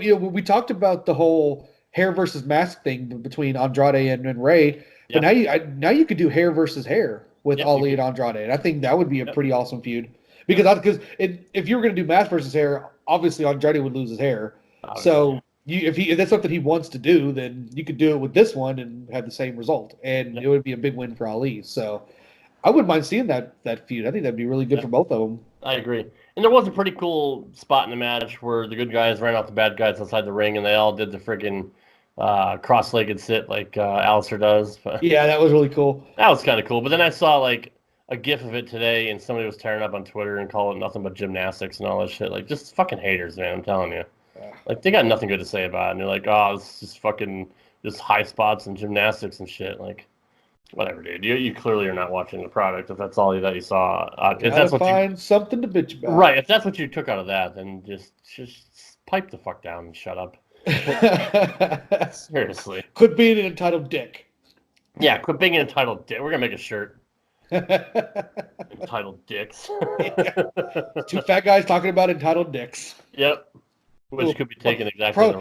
Probably shouldn't run with that. Now when they have Blue Chew as a sponsor. That's true. But yeah, anyway, Ali Black and Ricochet got the win after Ali pinned Andrade with a 690. So it was a good finish. 690. That gets weird because you always give a random number every time. I don't fucking know what it is. But anyway. You got him with the 223.5. Mm-hmm. Yeah. I think this was actually a legit 450, if I'm not mistaken. It might have been a 450. And actually, I did notice that because I'm like, okay, do they not trust Ali to do the 054 anymore? Like the reverse one after he landed on Daniel Bryan bad? I mean, maybe. Yeah, I don't know. It seems like both stars aren't using their fucking 890s or 680s or whatever. Yeah, that's true because Ricochet didn't do the 630 on Raw Monday. Yeah. 630. How do you remember these random numbers? Well, I remember watching Ricochet and Lucha Underground, and it was the 6:30 then also. So it's kind of like ingrained in my head, I guess. Yeah. Plus, I'm Anyway. good at math. So. Yeah, well, that's good. That helps. Yeah. After the match, we saw Randy Orton hit Ali with an RKO. Sweet. It looked KO, good. It did, and KO hit Rusev with a stunner. So it's good to see KO involved, who wasn't at WrestleMania, even though he was in town. Just doesn't fucking make sense to me. I still don't know how I feel about Owens using the stunner. Stone Cold gave him, tips, put a little stank on it if you're going to use it, but he gave him his blessing to use it, so why not? Yeah, and really at first I was behind it, but maybe he just doesn't use it enough yet. Maybe I just haven't seen him use it, because I've only seen him do it a handful of times, and it's kind of like... People gave Becky shit for using it at a house show. Oh, yeah, I forgot about that. Yeah, she did. But yeah, and he's used it at least for his last 2 or 3 matches as his finish. So he's not doing the pop-up powerbomb anymore. So right. Yeah, maybe I need to see him use it more often. Because that's a move where you can hit anywhere on anybody. Yeah. Whereas you can't do the pop-up powerbomb to fucking Braun or anybody that big. So I mean, I can see why he'd want to change moves. Yeah. Okay. So I don't have a problem with it. It's goddamn, it's wrestling. It's not life and death. Like, he used somebody else's move. Big fucking I gotta deal. quit being an entitled dick. Stop being entitled. Like, Disco Inferno used the same move on Nitro at the same time. Like, literally the same time. Yeah. So, and you know what? And I had no problem with that. When he used Pred scored. Woo! Nice. Sorry, guys. Sorry, guys. I've been waiting for it. I'm fucking excited. They've had 2 fucking power plays. They finally they scored a 5-on-5 goal. So, anyway, what the fuck are we talking about? Stone Cold Stunner. Yeah. Fuck you, Disco. No. It's just wrestling. Yeah. Just get over yourselves. Seriously. Okay. How many more things can you fucking invent? Like 890s and 1050s and fucking all these weird corkscrew twisting fucking moonsault planchas. I don't fucking know, dude. Like, it's wrestling. Just fucking get over it. Right. That was a great goal. It really was. Anyway, so next we had R-Truth and Carmella in the ring, where Carmella was celebrating her win of the it doesn't even have a name anymore, just the Women's Battle Royal at WrestleMania. Yeah, do you think they should name it after China, like Sean Waltman said? I like that. Yeah, that's a good idea. I think they should too. Why not? I don't know why they changed it from Moolah to like nothing. I just know they changed it from Moolah because of all the backlash, but they could have picked somebody else, like the Wendy Richter Battle Royal or something if they wanted to, but Sensational Sherry Battle Royal, like anything, like that'd have been a good one, yeah. Pick a fucking dead lady, and that's who you're gonna get, like. Right. Anyway, but she won the Battle Royal, and so she was out there celebrating it, and all of a sudden we get Samoa Joe to come out the ring and attacks R-Truth before attacks R-Truth, and before he got choked out. He talked about his dominant win over Rey Mysterio at WrestleMania, which it was. I mean, it was like was it like 2? Did it even go 2 minutes? No, 2.5 or 3 minutes? I'm not even sure how long. Yeah. Which was the right thing to do since Rey was hurt, and it puts Joe over strong. But that's what he needs to do. Just keep coming out here and attacking people. So attacking Truth is perfect. Right. But do you really want 2 guys like that, like him and Lars Sullivan, doing the same fucking gimmick? That's the only issue I have with that. Is like two monsters, heels that come out and just fuck people up. Like, you know what I mean? I think it works with Joe, just because I don't know if anybody else feels the same way, but when Joe's music hits, you just kind of go, oh shit, okay, like, oh, Joe's here, he's about to mess somebody up, and I don't really get that with Lars yet, but with Joe, like anytime that music hits, and like I hear the crowd too, they're just kind of like, uh-oh, here comes trouble. So it works. It totally works with Joe. But then when you get Braun coming out, who's not on SmackDown, like, what the fuck is this Bizarro man? Like, yeah, they it's like they threw out the book for almost at the shakeup for the 2 different rosters. Yeah, like for 1 week. And he wasn't even on Raw, right? To my knowledge, I don't think he showed up on Raw. We didn't talk about. I don't think we talked about him. I don't remember talking about him either. Yeah. So anyway, he comes out after this and brawls with Joe, and they just kind of did like a little pull apart, and then the Iconics came out to celebrate their win. I'm like, is this Raw? Like SmackDown's usually the better show. Like it was just weird. Like I don't know. Like their pacing was weird. The booking was weird. Yeah. It kind of seemed like I'm confused. I have nothing like. I have no words. You know what I mean? Like, and that's fucking hard for me to do. Like, I really don't know what to say about all this because it was just weird. I kind of felt like that about SmackDown last year too, where it's a good show. It was a good show, but it was like, okay, this is the last night of this long ass week we've had. Yeah. Let's just get through it, get back on the road, get ready for the European tour, and like let's just get through this SmackDown. But it wasn't bad though. Yeah. So then we had the Iconics take on 2 jobbers. The Brooklyn Bells. Even my wife was like, "Who are these bitches?" I'm like, I have no idea, honey. I have no idea who they are. And now that I've met Rad Wife, I can totally see it. Like, yeah, exactly. Right. Yeah. Trust me. 20 years of me has rubbed off on her. She used to be a sweet little Southern girl, and this fucking New Englander just totally corrupted her. So yeah, the Iconics beat a couple of unknown bitches. So. My wife's words, not mine. Next, we saw Shane come out to the ring and kind of put himself over for beating The Miz. Dude, that match was fantastic. It was good, yeah. Miz showed fire like he's never shown before. He's so good, man. I heard a stat also that this is the first Falls Count Anywhere match at Mania in 25 years. No shit. Didn't know that. And so I guess the last one was Macho Man Crush at WrestleMania 10? Yeah. Unless you count a hardcore match like 24/7. Right. But yeah, like, I guess that was literally like the first Falls Count match since Savage and Crush. Yeah. Yeah. Wow. Yeah. I heard somebody say that, and I was like, damn, really? Like, there's been lots of gimmick matches. I didn't know this is the first time they've done an actual Falls Count Anywhere since then. So. Was that when like Crush got tied up by his foot backstage and like hung up in the air? But it didn't hold and he fell. Yeah. Savage went to the ring anyway. Like, yeah, that was weird. But it's funny. That's crazy. Crazy to think that was Savage's last WWF match. Mm-hmm. That was his actual last one. Which is actually, honestly, one of the first Savage matches I ever watched, which is weird. That's pretty cool. Yeah. So yeah. Shane was talking shit and had a huge black eye. I was like, nice. Miz finally gave him his fucking receipts for all those potatoes that he threw at him. He said that Miz's dad gave it to him. I don't remember his dad punching Shane. I don't either. That's weird that he mentioned that. I'll have to go back and watch that. I had just assumed it was. I know what he said, but I just assumed that was bullshit. He taught him how to put his fucking hands up. Yeah, and there's like that was the meme memes going. Yeah, it was like Kurt Zack Ryder tweeted out like. Next, what do you call it? Oh, next Mania, this is going to be the fucking main event. It's going to be Shane against fucking Mrs. Dad. They had a picture of them together with his fucking hands up with WrestleMania behind it. Like, that's going to be the main event next year. But yeah, no, that was Shane, dude. Shane's such a good heel. I know we've said it for the last couple of weeks, but like, he really cemented it, this year, how good he is.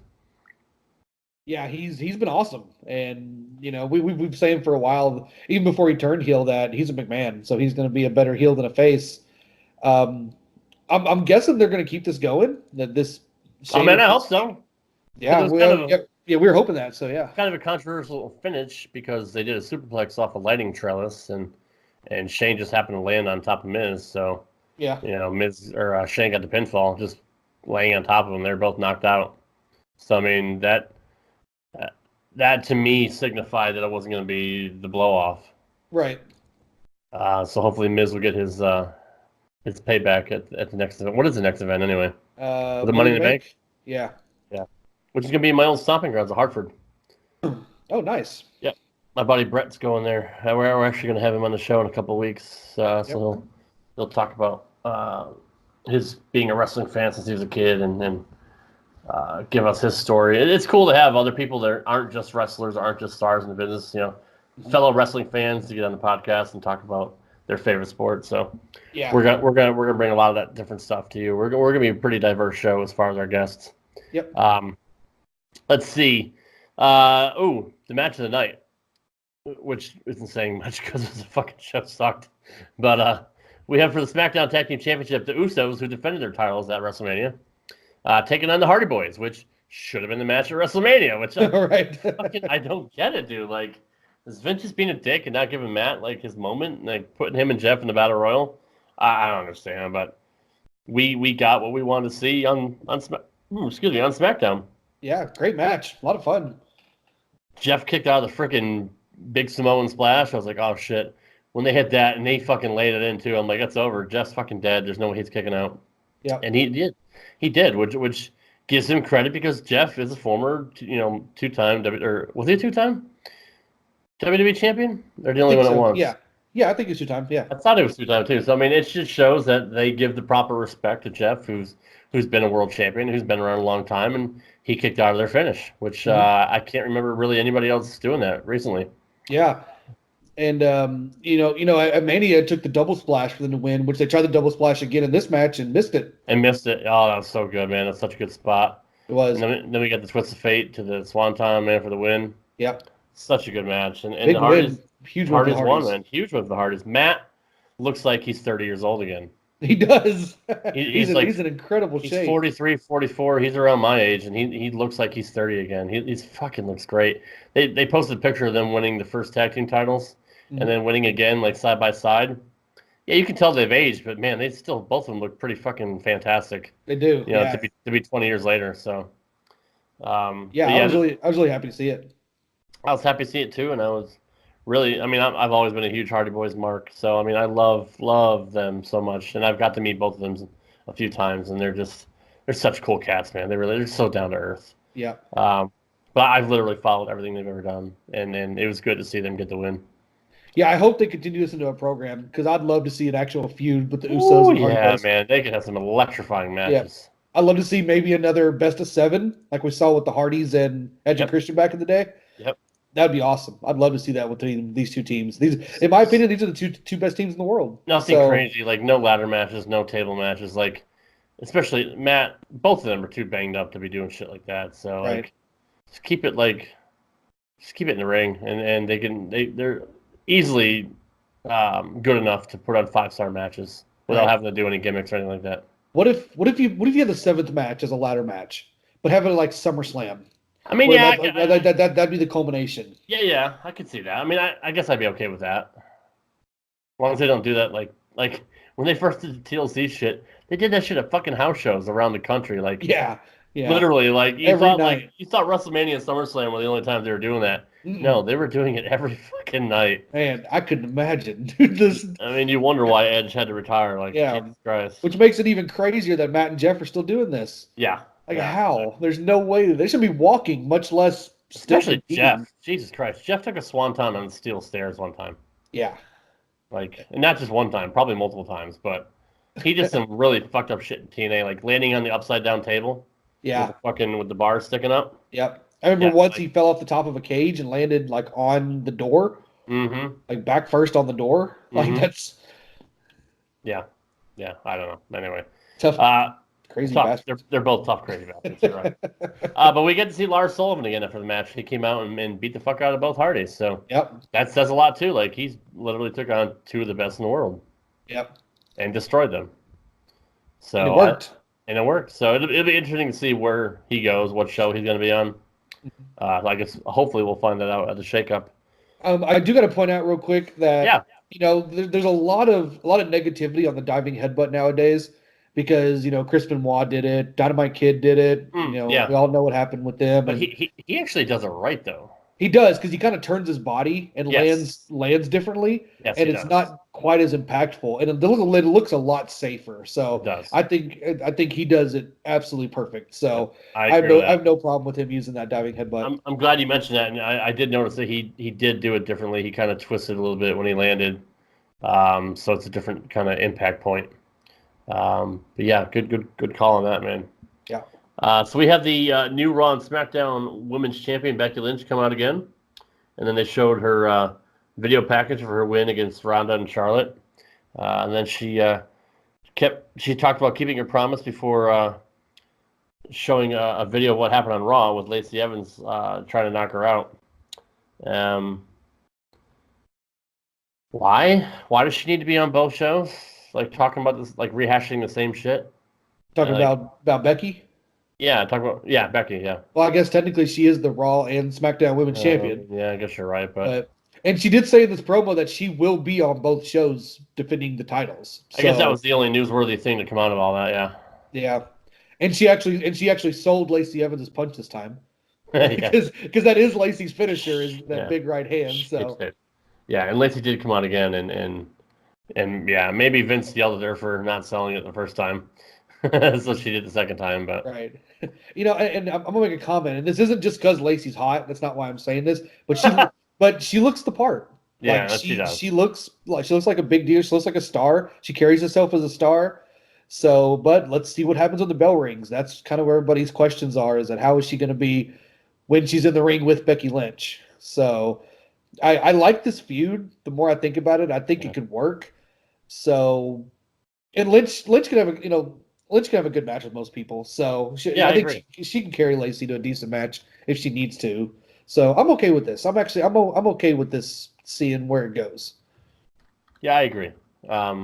Absolutely, you're absolutely right. So, it's something new and fresh, at least. It is. It's definitely that. Yeah. Yeah. So Sami Zayn came out again and talked for like 2 minutes. Just keep on saying the same shit he was saying on Raw, and then just dropped the mic and left. Like that was it. I was like, told him you're not worth it, and then dropped the mic. I was like, okay, that's cool. I'm down with that. That's fine. Good to see you, buddy. Thanks, Sammy. Thanks, Sammy. So we have the New Day against the Bar and Drew McIntyre. Really big news to come out of this match. Yeah, and it was a really good match too. It was, yeah. Like, obviously, we know these guys have worked together for a while. Throwing Drew in there, he's awesome. Yeah. So, yeah, this match is a lot of fun. And New Day, they got the win when Kofi pinned Sheamus with the Trouble in Paradise. So, I liked it. It keeps Kofi strong. Yeah. That move, dude, is protected for real. Yeah, they're putting that Trouble in Paradise over. Other than Brian kicking out of it once in the chamber, like that's pretty much it. Like he's used it for the win. Yeah. Several times since then. So. Sheamus sells that kick so well too. He's taken it a lot lately, so he's had some practice, but he looks really good. For sure.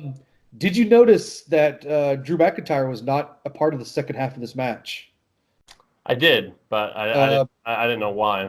I'm hearing. I've seen a couple different reports, but during the commercial break, he left the ring and walked up the stairs in the crowd with a trainer. So there's some reports that he might be hurt. That's something that he may have been hurt enough where he had to leave the match. So that's not good. No, it's not. So I'm gonna keep an eye on it and see if I can find any more information. But he wasn't after the commercial break. He was not a part of the match and he was gone. Huh. So hopefully it's not anything serious that they just are for precautionary reasons took him out of there. But leaving with a trainer in the middle of a match, that's not a good look. That's on live TV. Yeah. Sure. Interesting. Well, yeah, that sucks, man. It's the wrong time for that to happen. Like, especially if he's supposed to be getting a big push going forward. Yeah. Hopefully, like with Seth, like we think is going to happen. Mm-hmm. Not good, man. And whenever somebody gets hurt, another man steps up, and whenever that dude comes back, it's never the same again. So. And I hate to admit it, but this, in a way, this has kind of been the MO for Drew McIntyre, where he gets right there, like right on the edge, and then an injury happens. Yeah. Like when he was in NXT, and he was about to lose the title to Andrade and could come to the main roster, where he tore his bicep. And then they had to postpone it, and then now he's about to get this mega push, probably in the title picture, and then hopefully it's not an injury, but if it is, man, it's really, really bad timing. Yeah, I agree. That sucks. So we both love Drew, so. Not cool at all, but so let's hope for the best because we don't want to see him hurt. Yep. So overall, I thought Raw was better, honestly, in my opinion. What did you like and dislike about the show? Yeah, I thought Raw was better too. Like I said, this show just kind of had that feeling like let's finally finish the weekend. Let's take a wrestling break. Let's take a break. Let's get into the shakeup next week. The shakeup will really start the new season. Yeah, pretty much, of WWE, and we'll move on from there, and we'll start building new programs. So yeah, it was a weird show. I mean, I don't know if I could really. There wasn't really one segment I didn't like. It's just nothing really. not nearly as newsworthy as Raw was. Right. Nothing really grabbed my attention. Like, oh shit, like that's fucking crazy. You know? Yeah, the Hardys winning the titles. That was like Yeah, that was probably the highlight. head and shoulders. That was the highlight of the night. Yeah. Yeah. So, all right. Well, that's what we thought of SmackDown. So let's get into what's going on with the current news.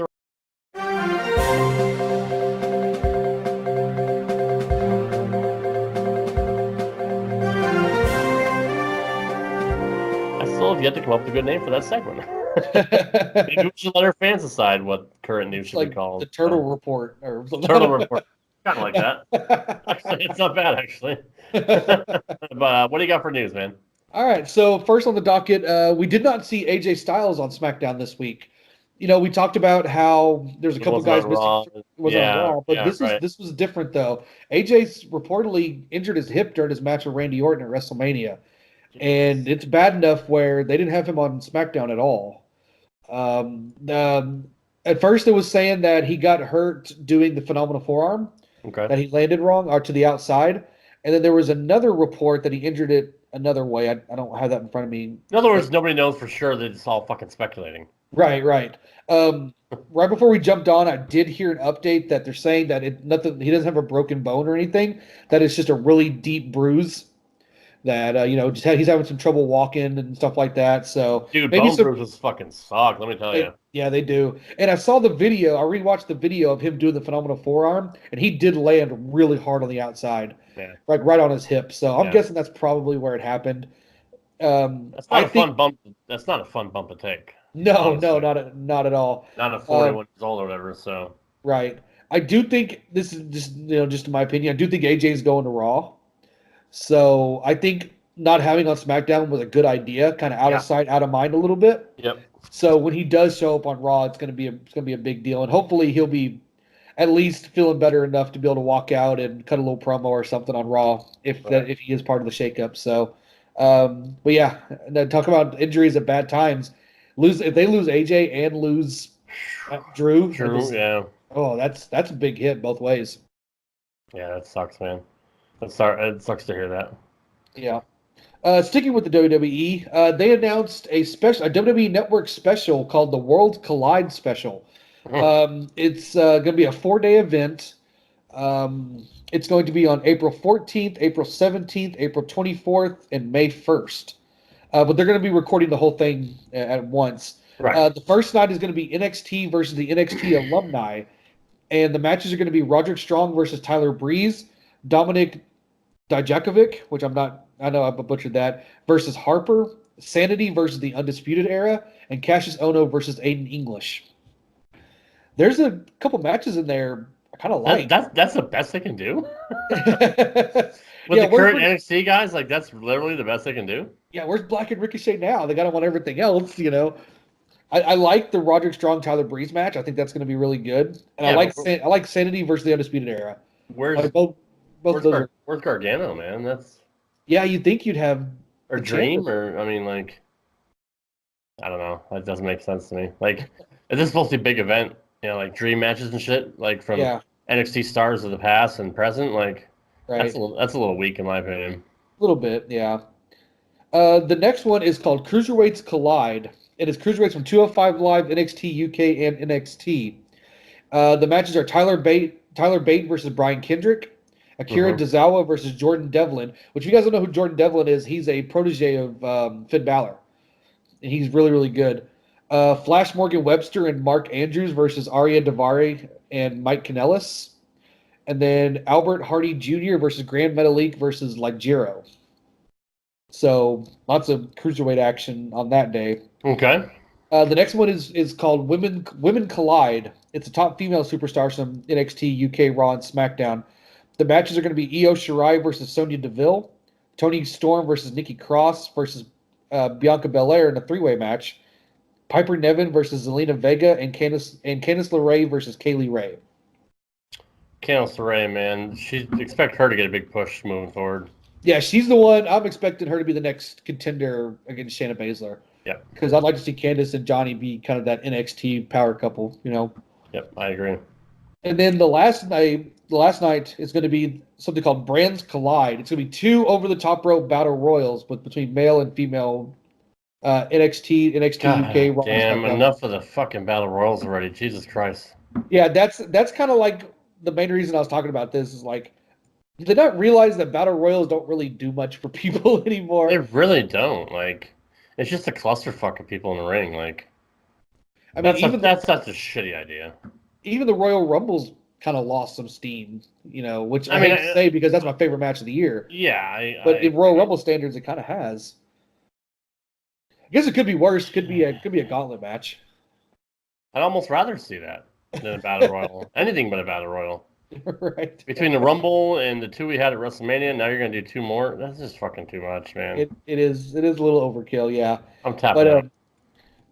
After kind of reading everything, I kind of agree with you, man. Like, there's a couple of okay matches, and they're obviously gonna bust their ass and have I think they'll have good matches, but there's a lot of different matchups they could have done to kind of spark interest. Yeah, but yeah. it's free or $9.99 on the WWE Network, so yeah, it'll be fun to watch. Good point, brother. All right, so next up. Sasha Banks was not on Raw this past Monday, and she was also pulled from the Wendy Williams show due to personal reasons. And supposedly there's a lot of backlash on her because of this, because at first she didn't say pretty much to them why she was leaving, wasn't making an appearance on the show. And then they came out and said, the Wendy Williams show came out and said that they were upset with her because she pulled her appearance. And now they're saying it's because of personal reasons. Well, then Sasha released a lengthy statement that I don't have in front of me. But what's interesting is at the end of it, of her tweet, she's put hashtag if you only knew. So she's being like very cryptic about certain things going on. The reason I want to bring this up is because you and I have been discussing for a few weeks now that there's something going on with Sasha Banks. Yeah. Like she's not herself. She hasn't been. She's hurt or she's got something going on. She may be having substance abuse problems. I mean, you never know. Right. So, they're being very quiet about it and very cryptic, but there is something going on, and now we know that there's something going on. Whether we find out exactly what it is or not, I don't know. But and I think taking the tag team's titles off of them was the right thing to do, especially if there's something going on. Right, and that was a report too. Is that some people are saying that she's upset because she dropped the titles? I don't think that's it. I think this is going on. This is going on further. Yeah. Yep, I agree. Yep, interesting. We'll have to keep an eye on that. Yep. So your favorite, Nia Jax, did an interview. Oh, fuck me.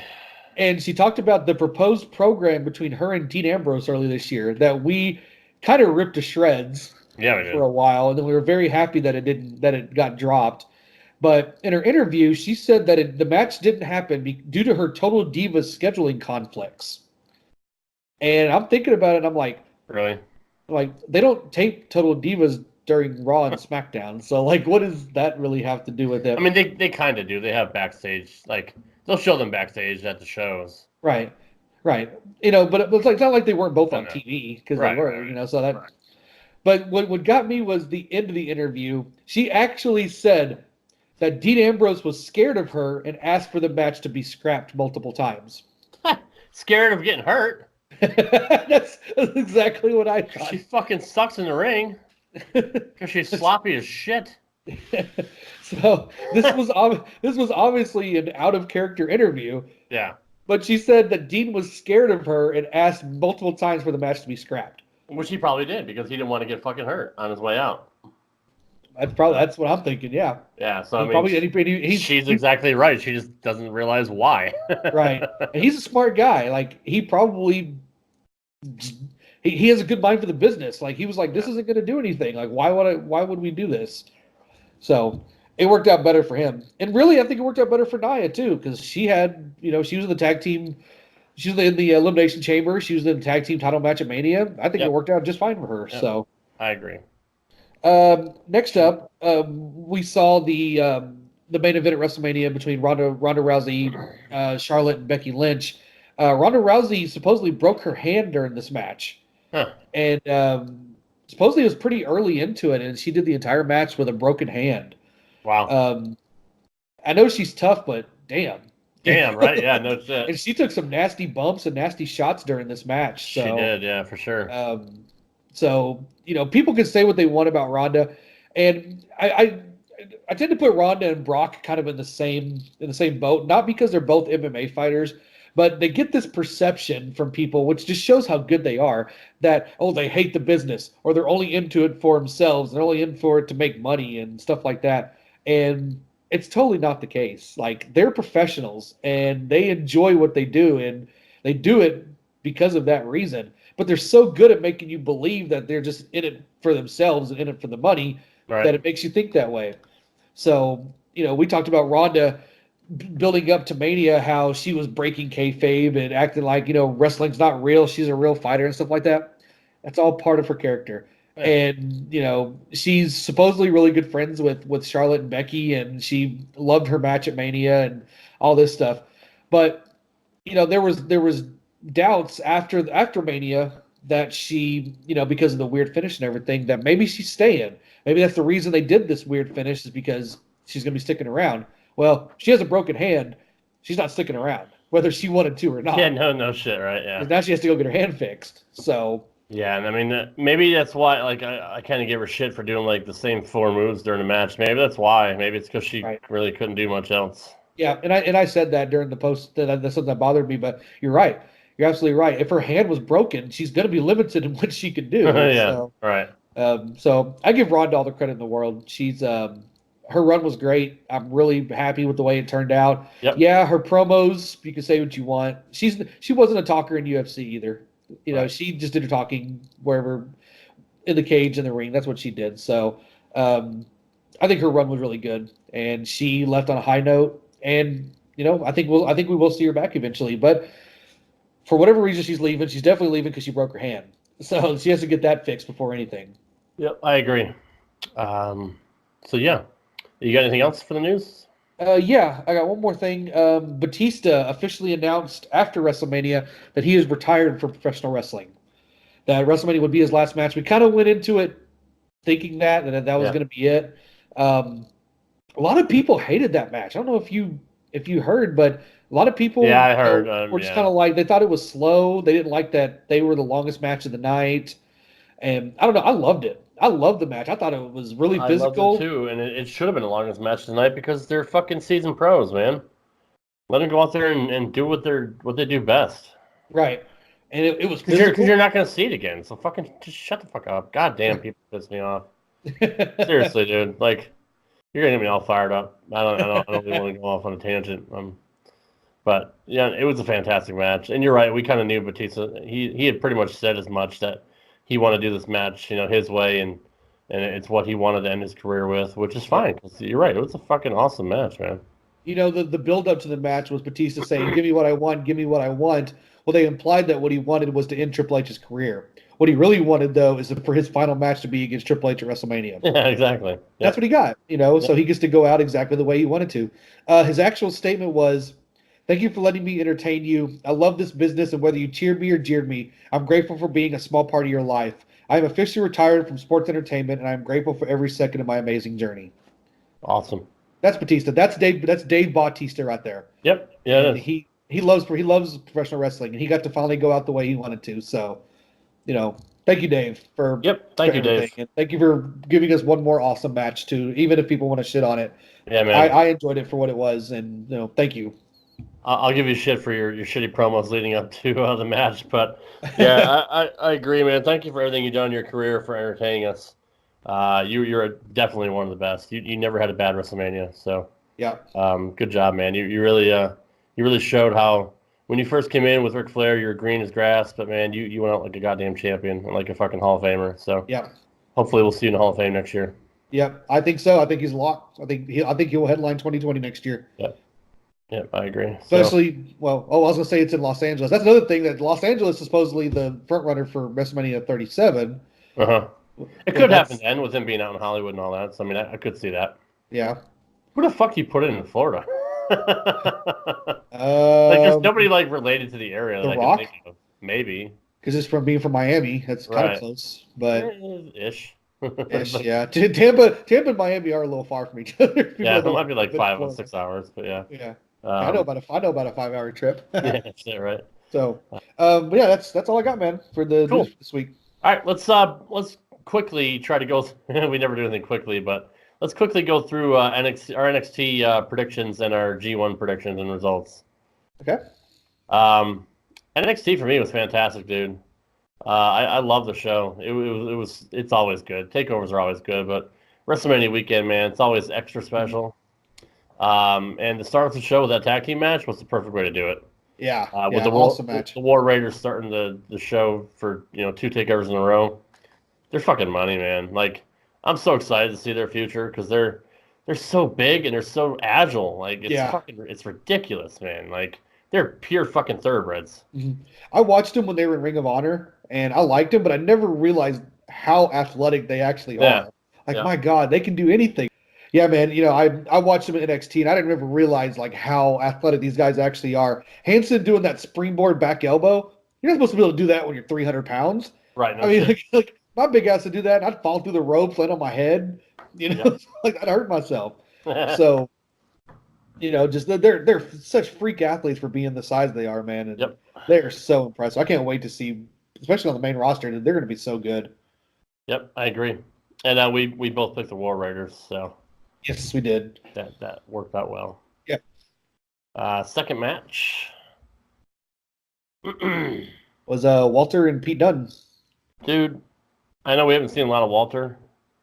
That guy's he's a money. beast. He's a beast. He's a money making machine, man. He is. What a great character. Yeah, like the and then like is he like a sophisticated kind of like he's almost classy, He's kind of like a badass William Regal. Yeah, it's just Regal wasn't badass himself, but I'm like, right.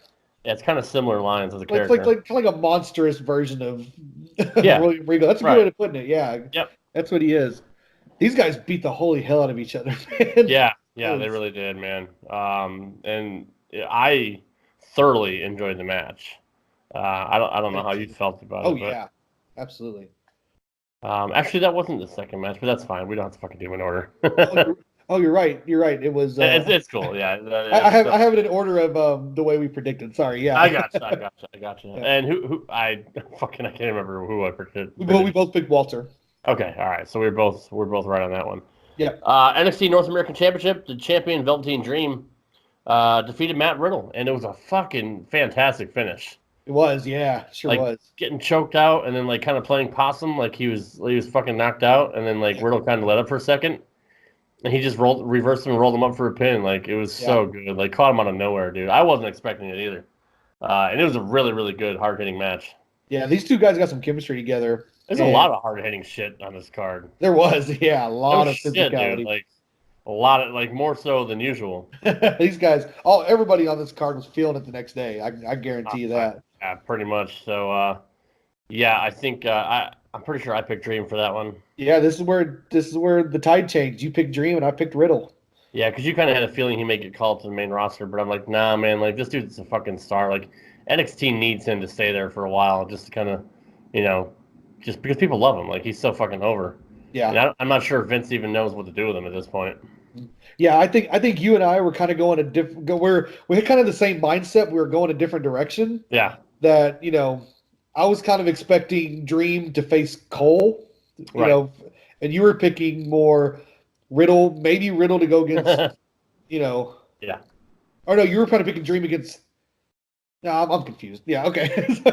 I don't know what I'm trying to say. I know what I'm trying to say, dude, but I'm just. Guys, we're so fucking worn out from Radmania. I swear to God, like I had zero steam tonight. Like I feel like this is one of my worst fucking shows. I'm just trying to power through this shit because man, we put a lot of fucking work into Radmania. So there's a lot of wrestling last week. A lot of podcasts. We're killing it, bro. Yeah. All right. Well, you always think that. So this puts you up 1-0. All right. And then we had Shayna Baszler, the NXT Women's Champion, defending against Bianca Belair, Kairi Sane, and Io Shirai. And to our dismay, I guess, Shayna retained the title, and neither of us picked her. So yeah, I was shocked. I was not expecting her to really retain. thought this was Shirai's time to fucking shine because Kairi's already been there, and I don't think Belair will ever be there. I don't think she's that great in the ring, even though she's a hell of an athlete. Her I don't know. I just don't think she gets it. Right. But no, man. To our surprise, Shayna kept her title, which is where do we go from here? Do we go with a pro? Like Shirai really stepped up and had a great match. She was my MVP of this match. She was awesome, dude. That's why I kind of felt going in like this was her moment, And she did shine, but she didn't get the job done. Yeah. Yeah, and I actually picked Belair in this just because, Belair had the one-on-one match the last takeover, and she got close. She was decent, yeah. She was decent. And so I thought maybe this would be the best way to put it on her without her actually beating Shayna. Yeah. But nope, they didn't. Shayna's still the champ. I don't know. I still think like the Pirate Hookers are gonna be a tag team like moving forward. I think so too. And we didn't talk about this on SmackDown, but Paige announced that she's gonna be bringing in a new female tag team next week. Oh yeah, you're right. And it could be them. And and they're my guess. I think it's gonna be them too. I would not mind seeing the Pirate Hookers go for the tag team titles on SmackDown, or whoever. I feel like they would destroy the Iconics. Oh yeah, for sure. It'd be a squash match. It really would be. They're pretty physical. Yeah, they really are. They're really good. Team them up with Asuka too. Like, have the freaking Japanese stable, man. Just like 3 badass bitches. Turn them all heel. Yeah. Ooh, I'll wear dark makeup and stuff, and just be like these. What are the female Japanese dancers? The geishas. Have them be like 3 dark geisha type characters. Like they're just badasses and like ass kickers in the ring. Like that'd be cool. You're really fucking out there tonight. Yeah, dude. Like you said, dude, we've been talking wrestling and watch wrestling for so long this last week, man. Like, what else do we have to say? Like, we're just gonna make some outlandish shit up. That's fine. That's cool. No, man, that's all right. I like that. You could definitely turn them heel and have a heel Japanese faction. I wouldn't have a problem with that. Right. I think it'd be cool. So your main event was for the NXT Championship, the vacant NXT Championship, featuring Johnny Wrestling, Johnny Takeover, Johnny Gargano, taking on Adam Cole from the Undisputed Era, baby. Nice. In a 2 out of 3 falls match, and I kind of hated on this match at first, but the way you explained to me why they booked it the way they did really turned me around. Mm-hmm. There was a shit ton of false finishes. It was a lot. More so than usual. Like, it was getting borderline, like, over the top at one point. It was. But I do understand why they did it, and the fact that you said it was pretty much Gargano kicking on everything and not Cole really showed that Johnny Wrestling has the fucking heart of a goddamn warrior. Yep. And was not going to be denied his opportunity to win that title. Yeah. Yeah, and you're right. He didn't. He won the belt finally after a year and a half or so of just getting fucked over and screwed over and not winning. Johnny Wrestling finally came through at a takeover. Yeah, if anybody deserves to finally be a champion now, it's Johnny Gargano. And I think it started when he beat Ricochet. I think that was enough to give him that boost of added confidence that man, I can compete with the best in the world. Yeah, I think the North American title was maybe just like a little test run for him. Right. Okay, let's see how you look with a title around your waist. Yeah. Oh, you look good. Okay. All right. Well, now we're gonna take it off you and put you in the main event. But to their credit, that's a fucking ridiculous match too. It was awesome. Yeah. So it's not like he got crushed or anything. Like, it was, Dream pulled it out, but it could have gone either way. So do we expect a 5-star match from Johnny Gargano every single time he's in the ring now? Honestly, yeah. Because this is like what his 6th one, right? Something like that. I mean, he's the best wrestler in the world right now. I truly think he's better than Kenny Omega, and yeah. I would put him up there with the Shawn Michaels, with somebody of that caliber. I mean, that's where he is, and he delivers every time. He never has a bad match. It doesn't matter who he's against either. Like, he can work with anybody. Yeah, because he fought Andrade, had a 5-star match. Yep. He had 3 matches with Ciampa, 5-star matches. Yeah, now he's got with Adam Cole, 5-star match. Match with Black was fantastic. Yeah, Black was right around the 5-star match, 5-star rating. I mean, the Ricochet match was the best match of the year, I think. That was a 5-star match as well. Yeah, God, every time he's in the ring, he puts on a 5-star match. He is Johnny Takeover. He is Johnny Wrestling. He is the best wrestler in the world. Yeah, just because Shawn Michaels was Mr. WrestleMania, it doesn't mean he won every WrestleMania match he was in. It just means every time he went to WrestleMania, he fucking stole the show. And anytime Gargano goes on Takeover, he's Mr. fucking Takeover. He steals the show. Yep. Whether he wins or loses. Yep. He is, man, this is the first time I've actually sat down and thought about it. But my God, Johnny Gargano is the best wrestler in the world right now. And I don't think it's close. Nope, I will not argue with that. I will not argue with that at all. Yeah, I absolutely agree. And taking nothing away from Adam Cole. Adam Cole was absolutely incredible in this match too. Oh God, yeah. Everybody was great. Even Fish and O'Reilly were great. Everybody did their part. And Roddy Strong was there too. So I mean, like, you know, they tried to come out and try to help Adam Cole win, which I thought they were gonna. Once they hit their finisher on him, I was like, oh fuck, like he's dead. Like there's no way he's kicking out of that, and he did. Like he fucking kicked out everything. Yeah, he kicked out, and then Adam Cole super kicks in the back of the head, hits the final shot, and then you're like, okay, well now it's over. Yeah. Boom, he kicks out again. Yeah. And it's like, man, at that point you're like, Johnny has to win. There's no way he can lose at this point. And then he got him to tap out to the Gargano escape. So I mean, that's fucking fantastic, man. First time he put it on him. Yep. Yep.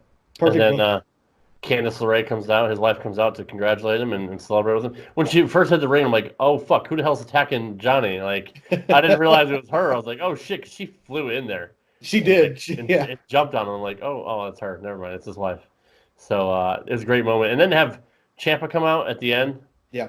In his neck brace and just like hug everybody and celebrate. A lot of people shit on that. I still think it was a fantastic moment between two best friends. It took me a minute. It took me a minute to kind of think about it because at Like first I was storyline wise, it doesn't make sense because the last thing we saw was Ciampa like turn on, you know, break up DIY again and turn on him and try to throw him through the fucking stage. Yeah. But you know, this is a moment between best friends. Yeah. And you could think about it was like it was all about the title. It was never a disrespect thing. It was never an I hate you thing. It was all about being the NXT champion and how much that title means to both of them. Yep. So. And then he even said, like, I'm holding it for you. Like, I read his lips. Like, I'm going to hold it for you till you come back. So I'm like, yeah, that's pretty awesome. I love it. I love it, dude. And, you know, it's weird. Oh, with our prediction, you picked Gargano and I picked Cole. So that puts you up. That puts you up 2-0. Yeah. I swept you. You did. NXT, so. Sure did. But, man, it's weird that TakeOver, as great as it was, it kind of seems like the afterthought of the weekend. Yeah, I know. Because maybe it's just because it's expected to be such a great show every time that it's on. Right. Yeah. But you know, you're right. A lot of people are more bitching about WrestleMania than they are putting over NXT. They're talking about WrestleMania, the G1 Supercard, what happened to Bret Hart at the Hall of Fame. Hey, trust me, the G1 fucking Supercard was fantastic, which we're going to get to here in a minute. But yeah, I mean, I see what you're saying. Yeah, it's weird. It's just like it's kind of status quo. Oh, maybe because it was on Friday and people just had a few days to get over it. I don't know. Yeah, that's true because by the time SmackDown comes around on Tuesday, it's been 5 days since TakeOver. Right. Yeah. So. Yeah. I mean, it's definitely possible for sure. But great show, and I kicked your ass in the predictions. Sure did, man. Beat my ass bad. All right, let's get into G1. I'll have you. You gotta pull it up. Yeah. I was going to pull the results up. You weren't ready. Such an amateur.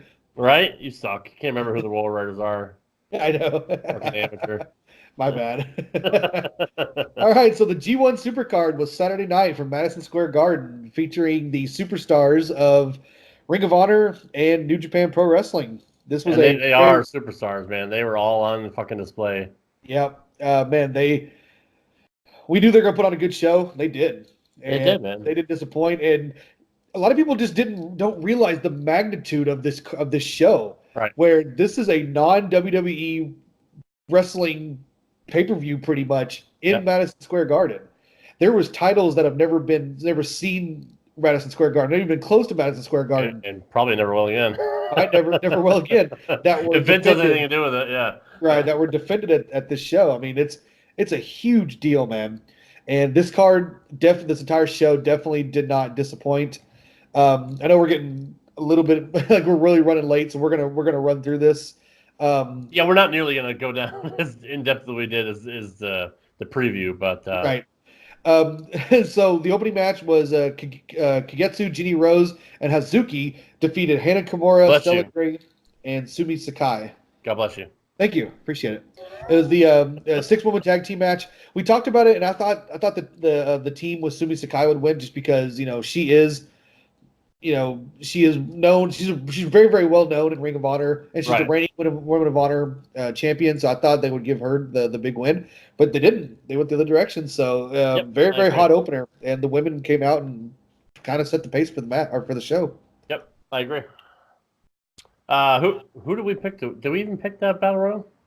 We did. I don't think we were sure who was going to be the final entrance. So I don't remember if we didn't pick the WrestleMania battle royals either. Okay, yeah, you're talking about the Oh, I'm The sorry. Honor Rumble. Yeah, I thought the Honor Battle Royal. I'm Christ, dude. I'm sorry. I'm trying to watch the game. Too. No, you're good. No, well, we did I not can't. pick- I can't split my attention at this age anymore. I'm having trouble. I'm sorry. You were talking about the women's match. Yeah. we didn't pick a winner for the women's match. We didn't pick one for the Honor Rumble. But after that, we did. After everything else after that, we did. So Okay.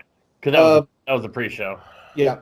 Yeah. The Honor Rumble, it's kind of like a Royal Rumble, very similar to it.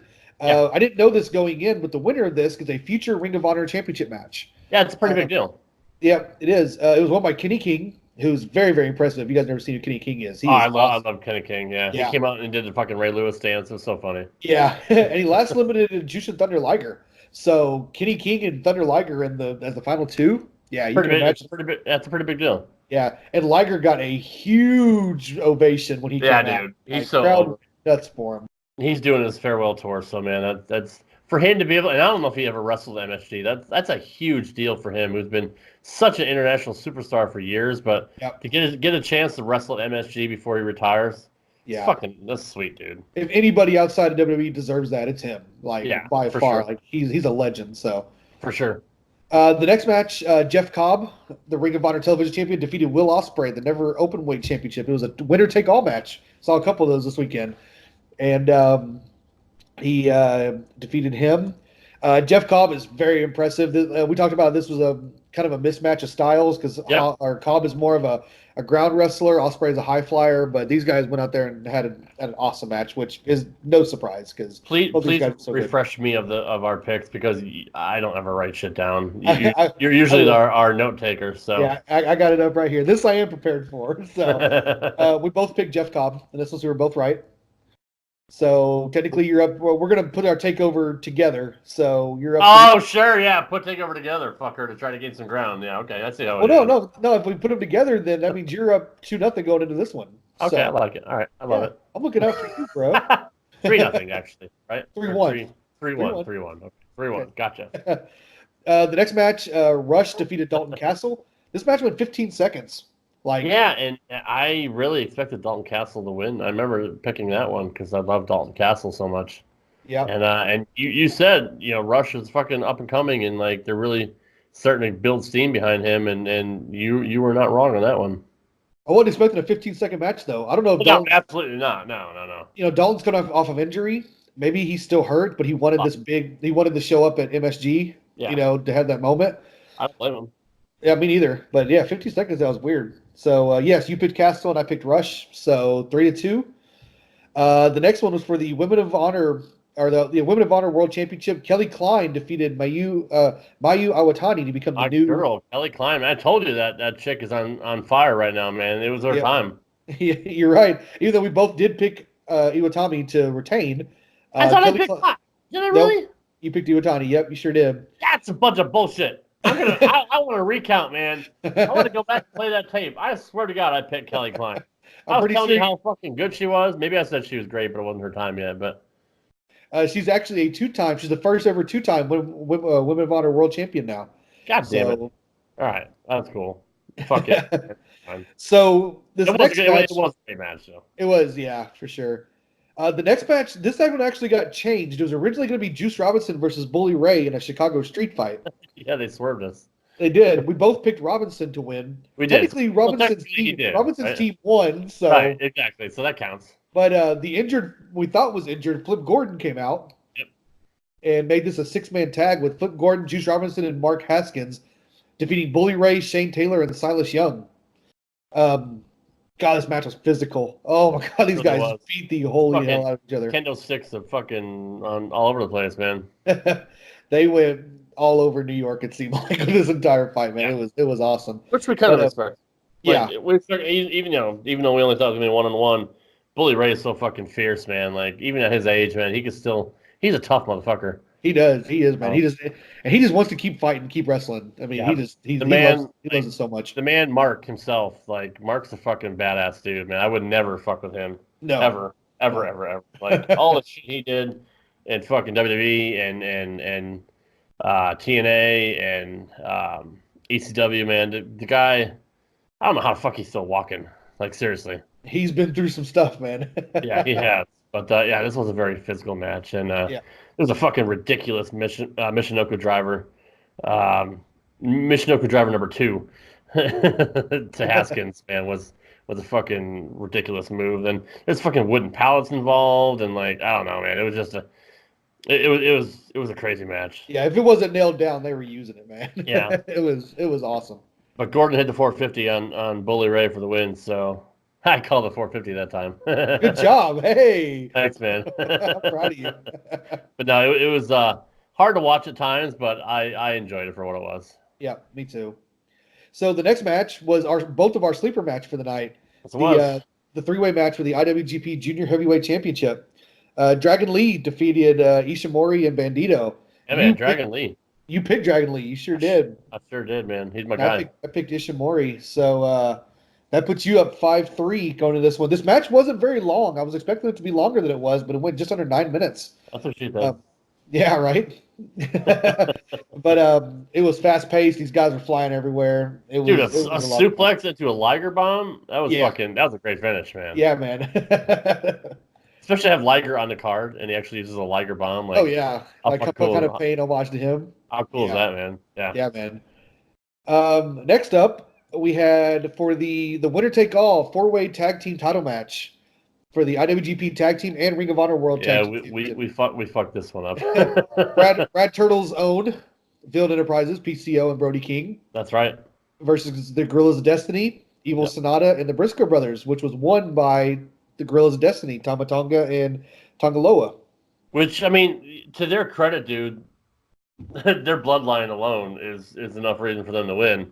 But they've really been booked strongly over the last year or so. So I mean, it could have gone either way. We pretty much voted with our heart on this one. Yeah. Even though I know in the back of your mind you wanted the Briscoes to win, but we really thought, like, why take the titles off of PCO now when he just got it? You know what I mean? Right. Like, I don't know. It didn't make sense booking wise, but Yeah, I thought they would hold on to him, and I had the idea. I had the idea. They scored. Yeah, it's 1-1. God damn it. All right. But yeah, I had the idea of Villain Enterprises standing tall to end the show, and obviously that didn't happen. But man, Girls of Destiny are so good. They're awesome. They really are. They remind me of the Usos, not just because they're all Samoan, but just because Right, yeah. they're great together. They're brothers, and they're just, man, they're awesome. So yeah, great match, a lot of fun. Dude, PCO did a fucking suicide dive through the ropes. Like, that fucking guy, man. He's a beast. He's a fucking monster, man. He's a Terminator. He's a fucking killing machine. That guy just doesn't matter how old he is, man. He just fucking nuts, dude. Puts on a show, man. Puts on a show for the And crowd. he finally hit the somersault senton onto the apron on the Mark Briscoe. And like, that's the fucking move of the night. Yeah. 51-year-old guy doing a fucking somersault senton to the apron. Man, I would love to see a documentary or a biography or something on PCO, dude, because that'd be so good. Just everything he's been through and reinventing his career. We talked about it when we interviewed There him. actually is one on YouTube if you want to look it up. Oh, is there? Okay, I'll have to check it out then. Yep. And he hit his fucking moonsault too. So like, he was all over the place, man. Like, he does more shit now than he did. He even said it. I do more things now at this age than I did when I was 35. Like, Right. It's so awesome. But yeah, congratulations to the Girls of Destiny. They are now. And you want to mention Fuckface's Enzo and Cash showing up after this? Oh yeah, we do gotta. Yeah, because people thought that it was a shoot, like they weren't supposed to be there, but it's a work. Yeah. Like they're fucking work. yeah. Right? I'm guessing they're part of Ring of Honor now, which is fine. I mean, I think they're a good team together, and I think they'll have a little more freedom in Ring of Honor. Obviously, Enzo couldn't do fucking shit on his own, trying to be a goddamn rap artist. Yeah. Like I listened to his interview. I don't know if it was with Jericho or Stone Cold or some. It may have been Stone Cold before he left the podcast. About how fucking great he is and how much of a hustler he is and how he's gonna fucking do tremendously big things and all this, and he's gonna be a big time fucking rapper and entertainer and all that, and he hasn't done shit. He's just full of shit. He is, but you gotta hype if you don't have a hype man, you gotta hype yourself, right? No, I mean I agree, but like he's not as fucking great as he thinks he is. No, when he first started rapping, he had a lot of songs that were very Enzo Amore. Mm-hmm. But I gotta remember the name of the song. I can't remember what it's off the top of my head, but he released one not too long ago that's kind of calmer, Yeah. It's like a calmer version. It's really good, dude. Like I'll have to find it and send it to you. I was really impressed. I'm like, okay, if he does this, I'll reserve my opinions for later once I hear it. But it surprised me. Like I'll give I'd you rather this. I'd rather pull out my own fucking kidney with a rusty fucking butter knife than fucking listen to a goddamn Enzo song. So Okay, I'll send you like a 20-second clip of it. all right. Well, the crowd was chanting "fuck you, Enzo," so they weren't too happy to see him there. Right. He's not a likable person. He really isn't. I am happy to see him and Big Cass have reconciled because they did have some legit heat for a while with each other. So yeah, for sure.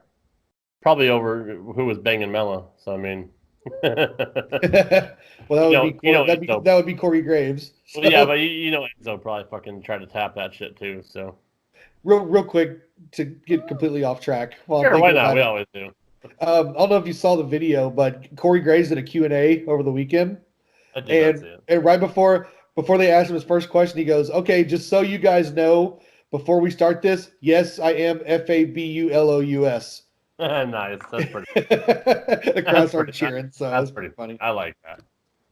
I love Graves as a commentator. I think he's a fucking douchebag in real life, but that's a funny thing to do. Yeah.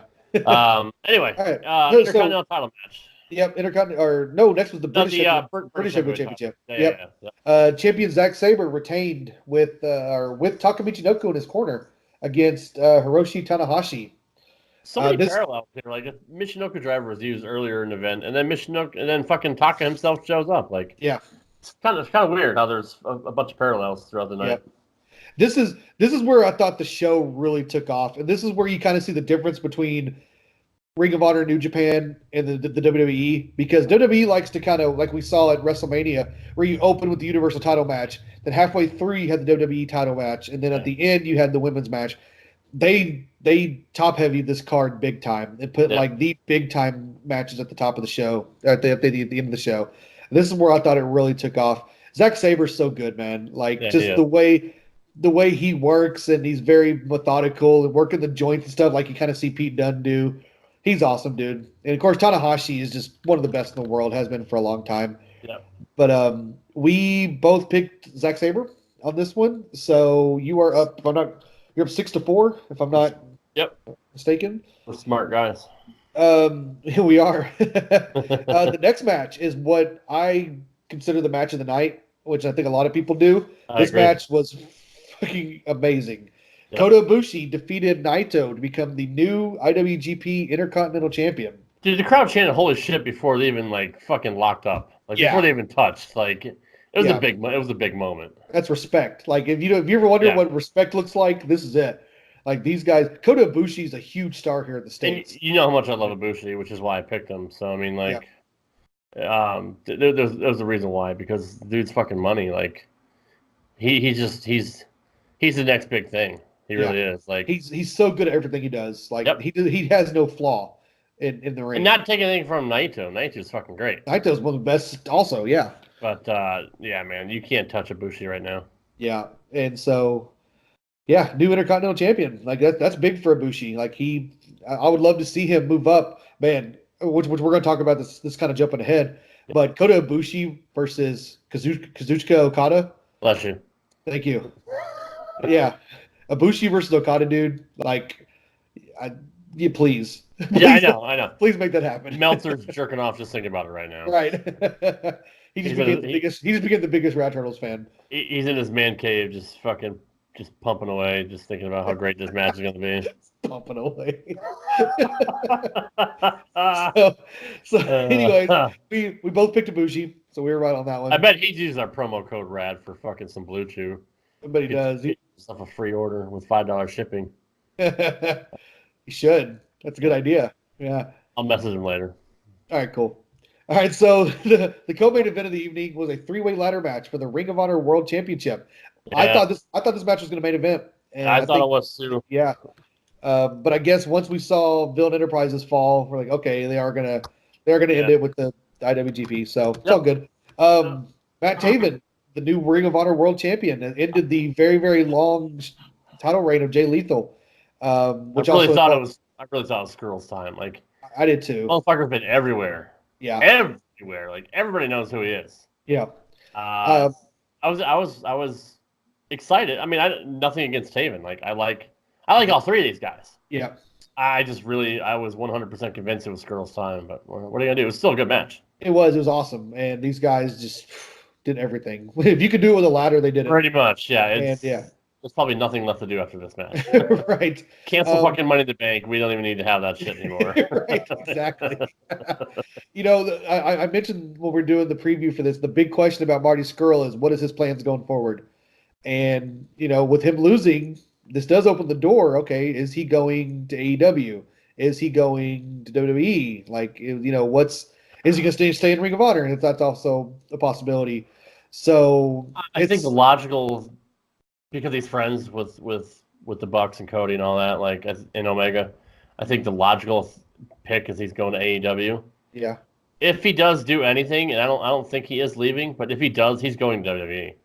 He's going to NXT. Mark my words. If he does leave, that's where he's going. He's not going to AEW. I think Marty Scurll would be absolutely incredible in NXT. Oh yeah, absolutely. Oh, he would be a huge star there. Yep, that's why I think it's going to happen. But. And and we talk about where there is really good talent in NXT right now, but once he's not weird about his being an artist and being worrying about his character like fucking weirdo Omega was. He's going to go for his fucking chance to be in the big time. Yep. I guarantee and with Undisputed Era going soon and Dream potentially going soon, there's going to be a little bit of void in NXT maybe within the next 6 months or so. Yep. So Marty Scurll taking that spot be a good thing for everybody. Vince will probably change his name because it's fucking hard to pronounce and people mispronounce it all the time. Call him Scardy Merle. It's not Marty. Scardy Merle. I get that. He's gonna be like, we already had a Marty. Yeah. Yeah. Fuck Marty. What's that goddamn window, pal? Nice.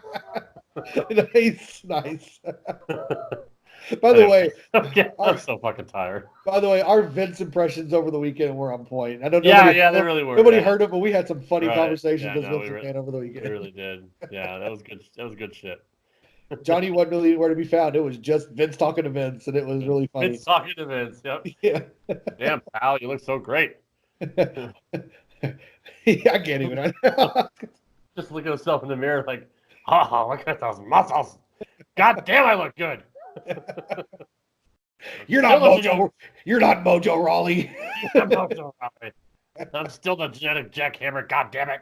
Okay, anyway, we got one match left. Yeah, let's finish the fucking card, please. Let's finish strong. Okay, so we both picked Scurll in that one. We were both incorrect. Yeah, we suck.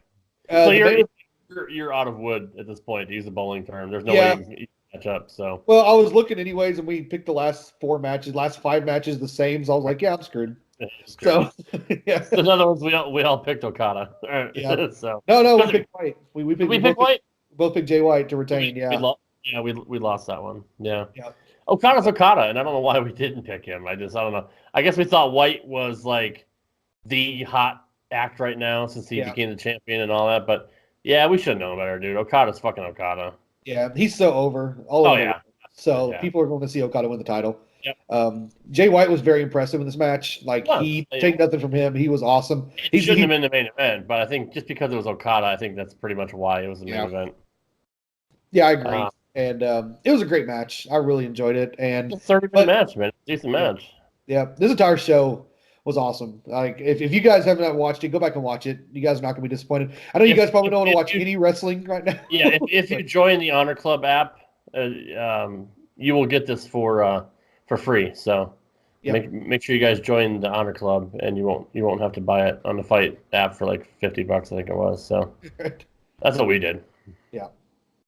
Not that it wasn't worth $50. It was. It was worth. It was. Oh, for sure. All of that. But if you want a special deal, sign up for the Honor Club. Yep. So that's G1 Supercard, man. A lot of wrestling this past week. Yeah, no, right. I love wrestling. I know you do too. Oh, I love it, man. I love it. But I'm tired. So much good stuff. All right. So before we completely move on, let me ask you: everything that went on, what was your match of the weekend? Ooh, as much as I gave it shit before, it's going to be Adam Cole and Johnny Wrestling for sure. Mine too.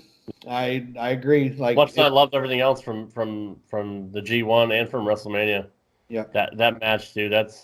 right now that's match of the year. That could last the entire year. I know it's only April, but that could be the match of the year when we talk about our ratties coming up at the end of the year. I think each show put on at least one 5-star match because I think Ibushi Naito was 5 stars, and I also think if Meltzer would give it 7.5. So I know he would, yeah, but it wasn't Tokyo Dome, it was an MSG, so you can't do that. Okay, so it's 6.5. Sorry. But I also thought Daniel Bryan Kofi Kingston was a 5-star match. I thought that was an awesome match, match of WrestleMania. So, just kudos to every show, man. Just pure emotion every show and delivered. just like holy fucking shit. It was Gargano and Adam Cole for sure. Yeah, that was, in my opinion, the best match. Probably won't be touched this year. Yeah. I think the other shows gave their best shot, but Takeover did it again, man. And it was the show of the weekend, and it had the match of the weekend. Yep, I agree. All right, let's get on to our favorite segment of the week. It's Polyester, the Evil Taylor, and his imbecile of... Good evening to each and every one of you imbeciles out there. Welcome back to your favorite segment of the Ninja Turtle podcast, the Imbecile of the Week, hosted by Polyester, the Evil Taylor.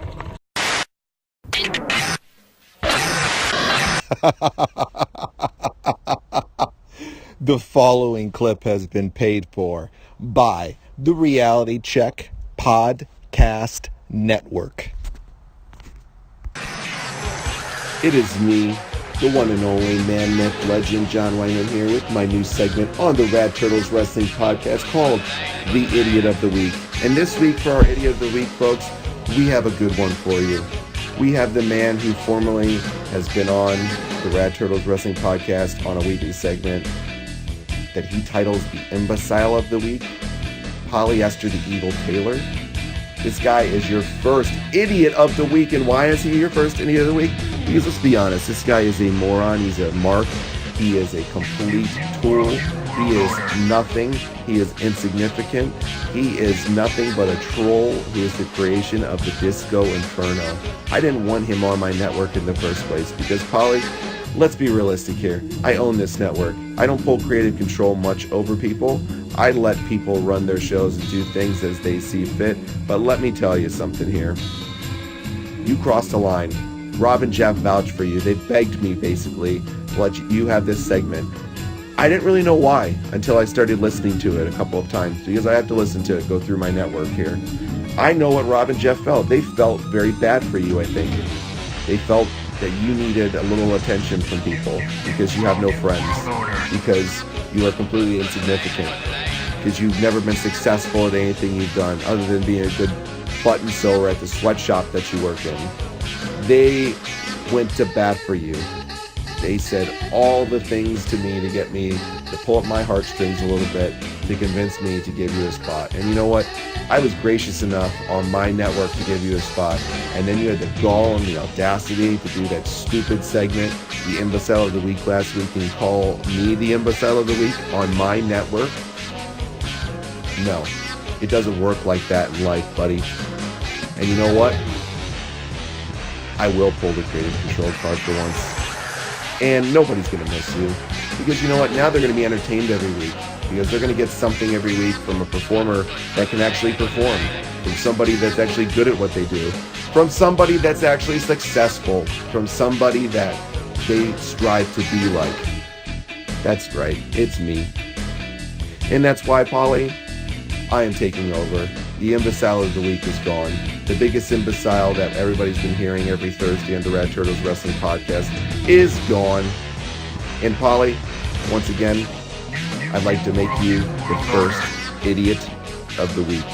Congratulations, Polly, because it's probably the only award you're ever going to get in life. Because we all know what a loser you are, what a moron you are, what an imbecile you are, and completely what a waste of air that you are, Polly.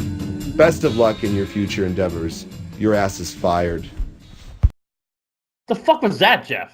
Dude, like, where's Polly? Like, I mean, what was that? It started out with him talking, and then fucking John hijacked the show. Where's Polly? Did you fucking play the wrong clip, John?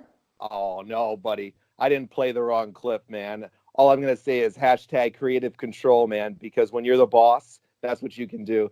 Do you think that I want that imbecile friggin' polyester, the creation of the Disco Inferno of all people, on the Reality Check Podcast Network?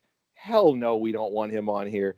Imbecile of the week? Nah, we're doing idiot of the week now, man. Polyester, that guy's gone, man. He's fired. He's sent right back to the sweatshop, guys. You know what? The real boss is in charge now, and it's not Sasha Banks, man. The real boss is friggin' Johnny Podcasting. John Wanglin here, host of Wrestling with Reality, owner of the Reality Check Podcast Network, and I'm pulling rank. Polyester, your ass is fired, boy. You know, John, we have a deal with him. I don't I don't know if this is even legal, that what you're doing. I don't want to fuck up his contract, dude. I mean, I know it's your network, but we signed a deal with Polly. Contract. What deal did you sign with Polly? The deal's got to go through the boss, and the boss is right here, man. You didn't bring that deal through this guy right here, man. You got to bring it through here. Everything was cool, man. Polly had to open his mouth. He had to run and do that shit with me. That's where you draw. I draw the line on that a little bit, man. When Polly wants to get derogatory, I gave him a platform. Nobody would have given Polly a platform. So Polly wants to come back on, man. Polly better start doing some groveling, some ass kissing if he wants to come back on the Reality Check Podcast Network. Because you know what, Polly? You're extinct, man. You're sent right back to the sweatshop, man. Go sew some buttons over there because you ain't coming on anytime soon, buddy. You know, I know you're producer, John. I know you own the network, but I mean, at least you could have ran it through us before we did that first. I mean, I could probably edit this out, but you're just going to fucking take that out before you post it anyway, so it doesn't even matter what the fuck I do. Creative control, man. That's all I can say. I don't like to pull it too much, but on this one, you got to pull it, man. When Polly wants to go throw the jabs that he does, he's the imbecile. He's the new idiot of the week this week. So, sorry, Polly. You're extinct, man. You're fired. Polly, we apologize for that, man. I don't know how we're going to work this out, but, you know, I don't know. Hopefully his lawyers don't get involved, but... Well, the Reality Check Podcast Network has a much bigger legal team than Polyester the Evil Taylor. Hell, we don't even know if that's his real name, if that's his real picture. Polly, you better get to groveling, man, if you want to come back on and you want to start making some real cash and you want to start making some real ratings, because the real ratings is right here. Rad Turtles Wrestling, we're going to take it to the next level, but we're going to take it to the next level without Polyester the Evil Taylor. Sorry, buddy, you're gone. All right, now that's all I got to say about that now. I've spent enough time over the last couple of days dealing with this imbecile, this idiot freaking Polyester, and you guys wanting to bring him on your show. Don't worry, the real ratings are coming. Now, since I own the network and I own Rad Turtles Wrestling and I own the name and I own you two now too, get your asses back to work. Make some ratings, make some money for us here. Bring the ratings in with the real star right here, with the real Idiot of the Week segment by the one and only John Wanglin. Now get that. Don't you guys got like a mailbag to do or something? Go do the mailbag, answer your fans' questions, because let me tell you, fans, you're not going to hear any more Polyester the Evil Taylor. He's going to be obsolete now. And if you guys don't follow the orders, you might be obsolete too. Oh, wow. Really? Wow. That's a little fucked up, huh? Things have changed, man. Things have changed. I mean, I love John and all, but I don't know where this is coming from. Apparently, Polly rubbed him the wrong way with that. I thought this was supposed to be a joke, but apparently he took it the wrong way. I thought so too, and just to hijack our show, man, that's. Well, that was fucked up. So yeah, let's just. I mean, there's nowhere else left to go from here. Let's just fucking go to the mailbag, dude. All right, let's go.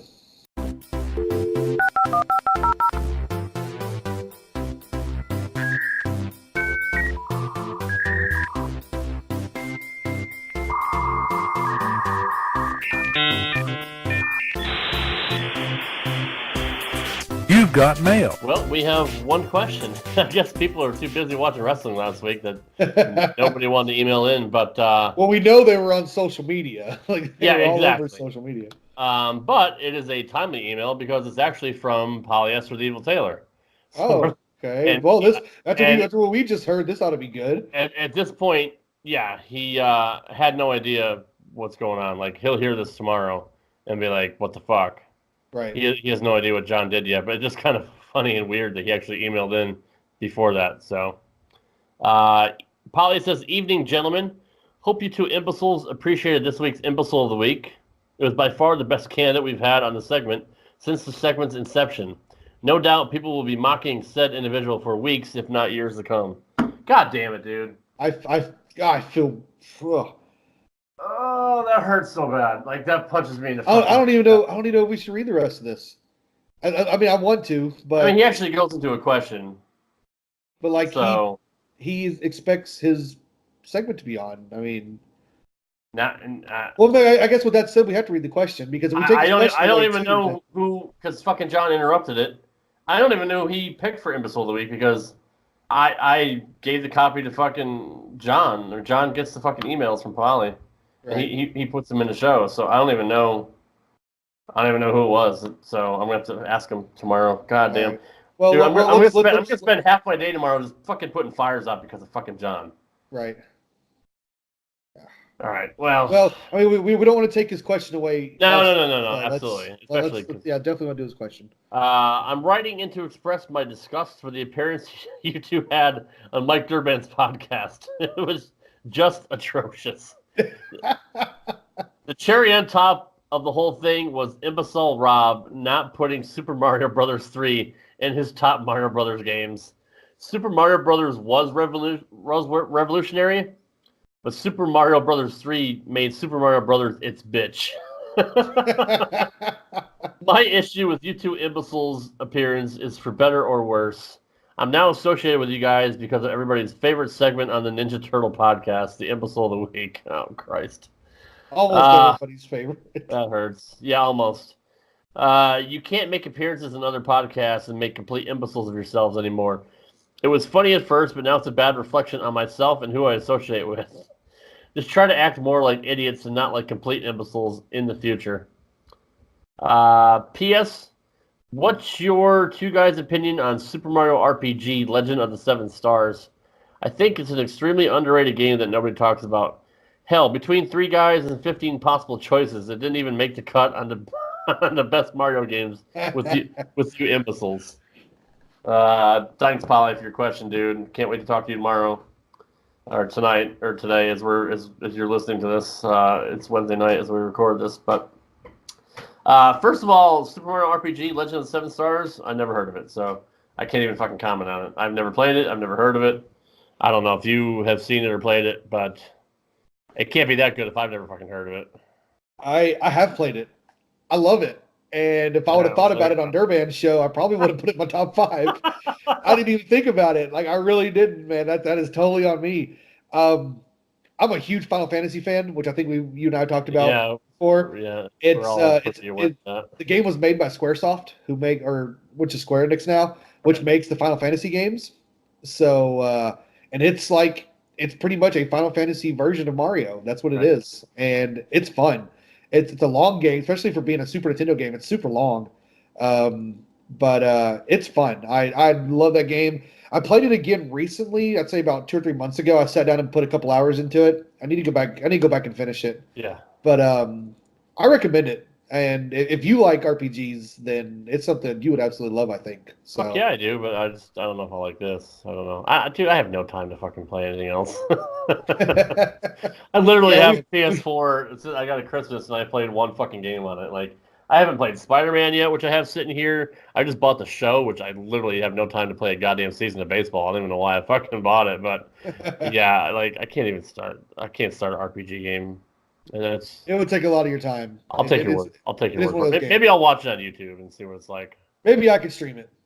Or you can stream, yeah. But I'm sorry, I pissed you off, Polly, about not putting Super Mario 3 in there. It's just so fucking overplayed, overhyped. Like, so many people, that's all they talk about is fucking Super Mario 3, Super Mario 3. Like, motherfucker, I was there before that shit, before you guys were even born, when I played the original goddamn Super Mario Brothers. So, for me, that goddamn game innovated video games. Like there was nothing else like it when it came out, and it was one of the most incredible things I've ever seen. So fuck you guys. See, I think my opinion. So kiss my ass. I think some of it has to do that the way you present SMB1 is how SMB3 is like for me. Yeah, like, it was like. SMB1 was already out by the time I was born. Yeah. No, it revolutionized the series between 1 and 2. Yeah. Like, it was completely different. Like, there's so many different things you could do in it. I get it. I don't know. I'm tired of hearing about it. That's fair. But I get what you're saying. I know what you're saying. And really, I should say that I shouldn't compare those because Super Mario World is like the Mario game that made me a fan. So because that's more the one when I was a kid that I played, the first one that I played. So yours was the first Mario Brothers. So like you were already into the gaming world, into the Mario world by that time. So like that's the game that got you hooked. Right. So suck it, Polly. And I'm sorry at the same time. So we'll work that shit out hopefully in the next week or so. It's not going to be fun. It's kind of a shitty way to end the show, but hey, it's time to go, guys. that's all we got. So we'll stay tuned to. Obviously, you're gonna stay tuned to us because we're the fucking best thing going today. But as long as you know. Hopefully, we can work this shit out by our next week's episode. Yeah. But speaking of next week, our Tuesday show is going to be an interview with my old buddy from DDP Yoga, who's the host of DDP Yoga Radio, Mike Mullins, longtime wrestling fan.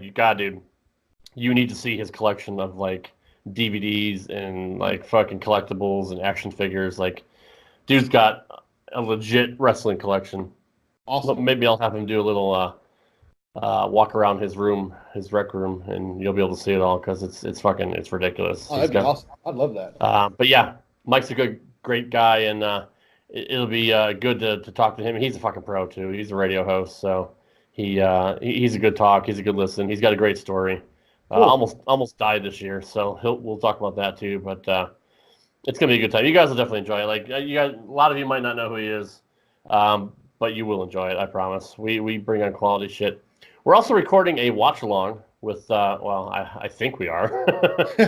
Yeah, we'll keep. I don't know if I updated. want to even fucking talk to John at this point, but we're supposed to be doing a watch along with John and Stan. If you missed the watch along we did last week with the Bret Hart and Steve Austin WrestleMania 13 match, go back and check that out. I'm actually gonna put the video up for it, hopefully this weekend, so you guys can watch that.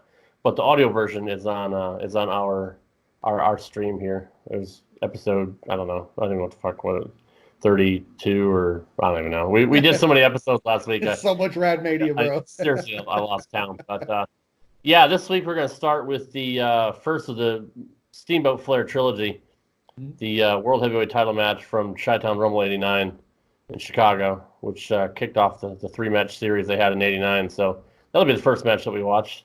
Cool. So I was excited for that. I don't know. I'll be excited to see Stan. Stan's fucking awesome. Fuck John. Yeah, and I hope we get to do it because I know at StarCast this year they're doing a panel with Flair exactly. and Steamboat. And it happened right around this time. It started in January and went or February and went through to I believe it was July.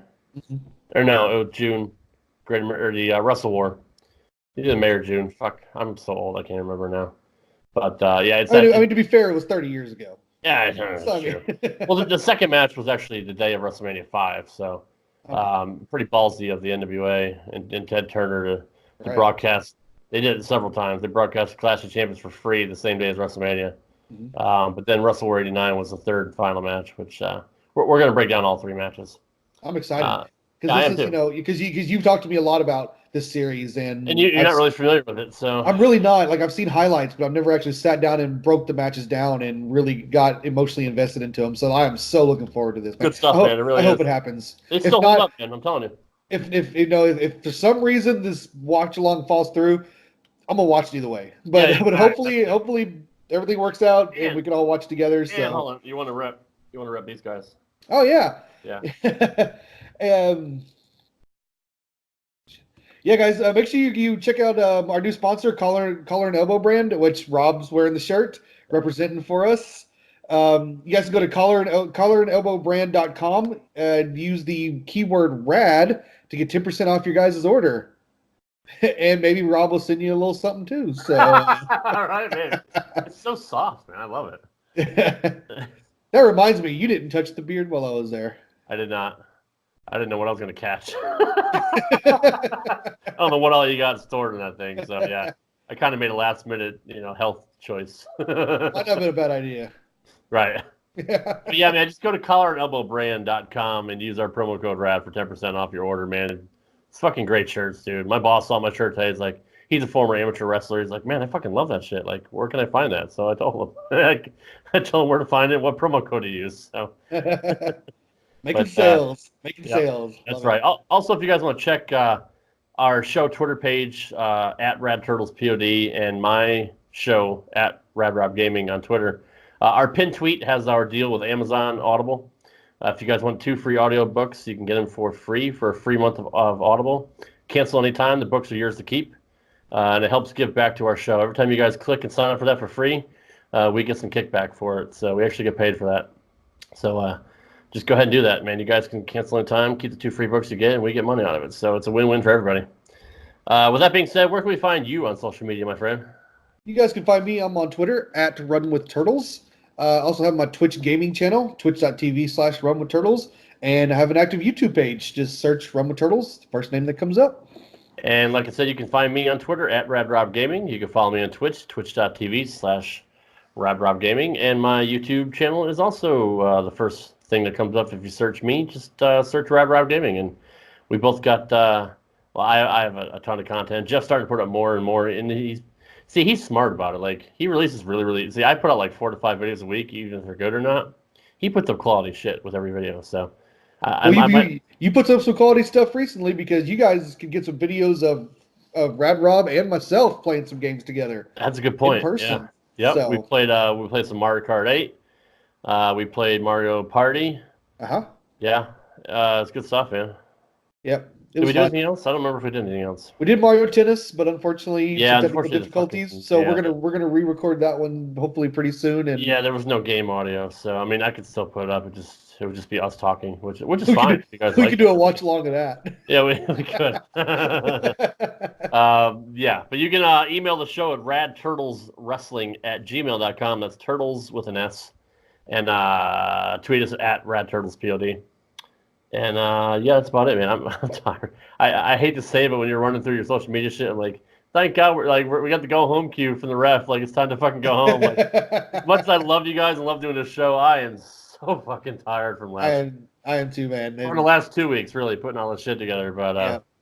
Man, Rad Mania was awesome, dude. It was, man. It was a huge success. We set out to do exactly what we wanted, man, and that's get more ears on the product and get people to find out what we're all about and give you guys some top-notch fucking people from the world of wrestling for interviews too. So I mean, it was so good, man. Everything was great. Everything worked out just fucking perfectly. So yeah.